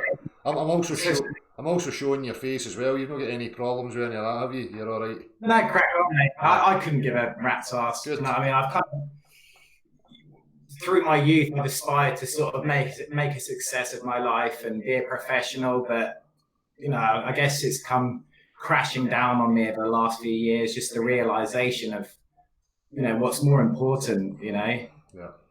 It's crazy. It's like it's literally flipped my world upside down. I think so. It's difficult to function in a lie, isn't it? And live life in real life. No, it's great. I was watching one of your vids the other day, Gav. I sometimes go on Dell's like videos, and I saw your video of sort of going through the word zero. Yeah. And like the languages that are used. I found that really fascinating, actually. It was really. It's not always mine. I'm just collating it from sources I think are good. So you know, I don't want to take credit for everything. I think that the fact that you put that on like Google Drive for people to download, I think that's really good. You've got kind of information out there. I bought some domain names. If you're interested, you can have them for no charge and all that stuff. But I bought bendywater.com. was inspired by you guys, actually. If you want it, you can have it. If you want to put some like files up online for people to download or whatever, and you're more than welcome to it. Excellent. Excellent. Oh, it sounds good. Yeah, I was thinking of something like these Donald Trump "Make America Great" hat again. Yeah. I was thinking of something like "Make the Globe Go Away" hats or something. Do you know what I mean? Yeah. But every day of my life, talking to people, especially colleagues and clients, it's I'm the flat earther, the crazy guy. But I'm not crazy, am I? It's just. It's just running through the logic of it, the whole water being contained, level. When I first came across this, I think it was like 2015. Looking at, I was just before Flat Earth came up, I was relentlessly searching for conspiracies and 9/11. I was just always searching because I've always felt like throughout my life that something's not right. I don't know what it is. I'm not religious, but I definitely feel there is a God. Do you know what I mean? Like, I'm not religious in any way, shape, or form. Like, my partner's just heavily Christian, and I kind of get the morals of it and stuff, but I don't know. Yeah. I think that was the same for us all, mate. You're searching for the encompasser. Like, you're trying to pinpoint. Something's off, and you're getting so far. A lot of these conspiracies are taking you into a cul-de-sac. There's never any proper resolve, and then you stumble upon your own discernment, understanding the foundations. It's like a breakthrough moment. Right, now a lot of it makes sense. A lot of it's directed at shifting my attention away from questioning the fundamentals of my actual reality, because that's where you find real power and real knowing. Mm-hmm. Yeah, and I think it is a good point you make about, everybody has thoughts about what creation is. And then you have these other aspects of life, like morality and judgment and good and bad and all that kind of stuff, where we have to be very careful what we're doing, right? Because that's a very subjective thing again, but the creation part is more for me the natural physical world. So that's a kind of objective thing to be able to talk about creation. But the other stuff can be very dangerous, as we see through religious wars and whatnot.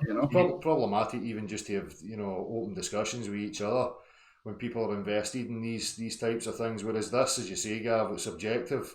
It's something that's impersonal that we can't really offend each other by, because it's not a subjective interpretation. It just is what it is. So it's totally different. That's why the focus has to be, and it always has been, Dale, here, right? That we want to talk about objective facts. Yeah. Exactly. Yeah. So what? Actually, sorry. No, on you go. I was just going to be nosy as well and ask, tell us more, Ashley, about yourself and how you came to this. So I left school when I was 15. Used to do paper rounds and always wanted to sort of earn money and whatnot. And luckily, I used to deliver a paper to a guy that ran an aviation company, and he gave me a job during the summer, doing a bit of filing and that. Ever since then, I've been all around the world dealing with the big airlines and Department of National Defence in Canada, and working with engineers on airlines and managing aircraft parts, all that kind of stuff. Are you a pilot as well? No, I'm more of a sort of a software guy, more about process and like supply chain management, that kind of thing. SCM, yeah, sure. I've got a couple of kids. I used to live out in North America for 5 years, moved them back to the UK not so long ago, and just sort of re-establishing myself now. I'm sort of at the crossroads. I really don't know what to do. I'm kind of I really want to go off grid, but it's just the way of the age. It's almost impossible to go off grid. I've kind of, thanks to you guys, I've kind of like wound my ego in a little bit, because before, just a bit of a hothead, just listening to you guys and it's just, I don't know, it's good. And I appreciate everything you guys have done. It's really helped me. I've heard this many times of other people dialing into you and saying the same kind of thing, but you guys have really opened my eyes just to be a bit more reasonable with myself, really, if that makes any sense. Right. Yeah, it does. I'm glad to hear that you've stood perpendicular to a ball, you've been on top, on the ball, even while you're orientationless through an absolute void. Yeah. Well So done to survive that, man. I work in an office with a load of globe gobblers and all this kind of stuff, and every once at a time, I print off a couple of pictures of fish monkeys and stuff and pin them up on the wall. Just to hammer them in. I know it's probably not a good way to do it, and it's probably putting them off. But some of these guys are so stuck in, right? They won't even look at it. They like you say, they just go to an authority. They just go to a to a group. They just think it's all been done. They've got good qualifications and all that kind of stuff. Yeah. That's it. That's what they've learned. That's the habits they've picked up. That's their go-to. Such and such said so therefore that will do me. I trust such and such, so that's the truth. That's the gospel. And it's fascinating talking to my little boy. He's 7 years old now, and I've obviously not told him to go around school saying what the truth is and stuff, but he knows. He just gets it. It's like the younger mind can totally get it without just trying to prevent further corruption. Yeah. Absolutely. Hey, I've got a question. Have you ever come into contact with air traffic control systems in your job? No. I'm familiar with it though, but not like. No, I haven't through my profession. No. I always like the fact that they see the whole world as a planar as a cylinder of which they are the center, right? Yeah. And everything's described to them. So they work all day on a flat plane, but they must dream of balls at night, because. Yeah. I was on a flight back from Florida September last year, and I had a few beers inside me on the flight. And I stood at the front waiting for the toilet, and the pilot came out, and I had to say something.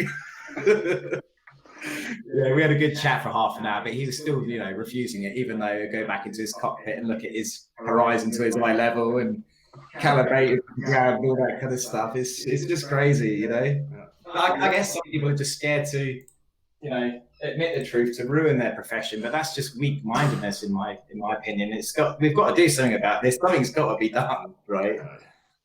I even wonder if it would even affect their profession. I think the only thing it affects is the stature or the position they hold in the eyes of other people.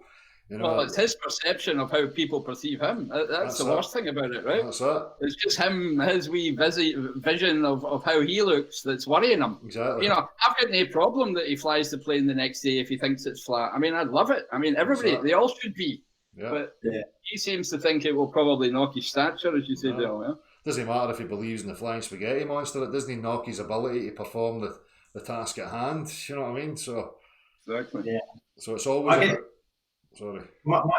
Sorry, Derek, for cutting you in there. I guess my biggest frustration at the moment is just seeing that when you go online to like the newbie, if they were to search flat Earth, we all know it's heavily censored, and they've got a load of shit on pole position on Google.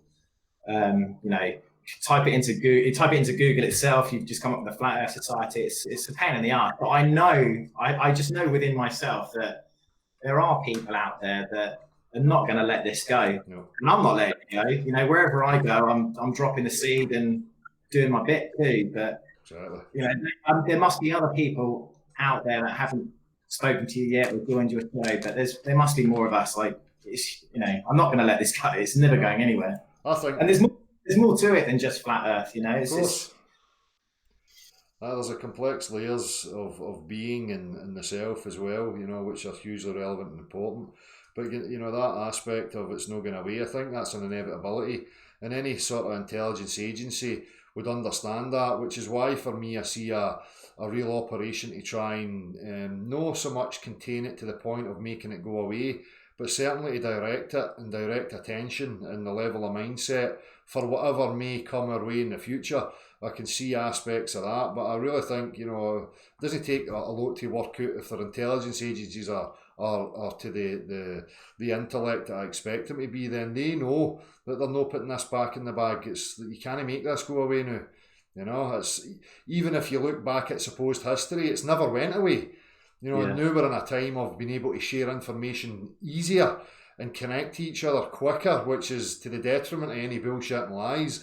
So you can see that they're putting methods in place to try and corral it into some other avenue or whatever may be in the future. And I think that's where people's attentions need to be, is to be wary of that, you know, because people are not thinking about that. People are just caught up in the fight, and I think they would lose focus and just accept any revelation or offer of white flag that came their way, you know, without ever questioning what's actually going on with the next narrative. You know what I mean, if that makes sense. But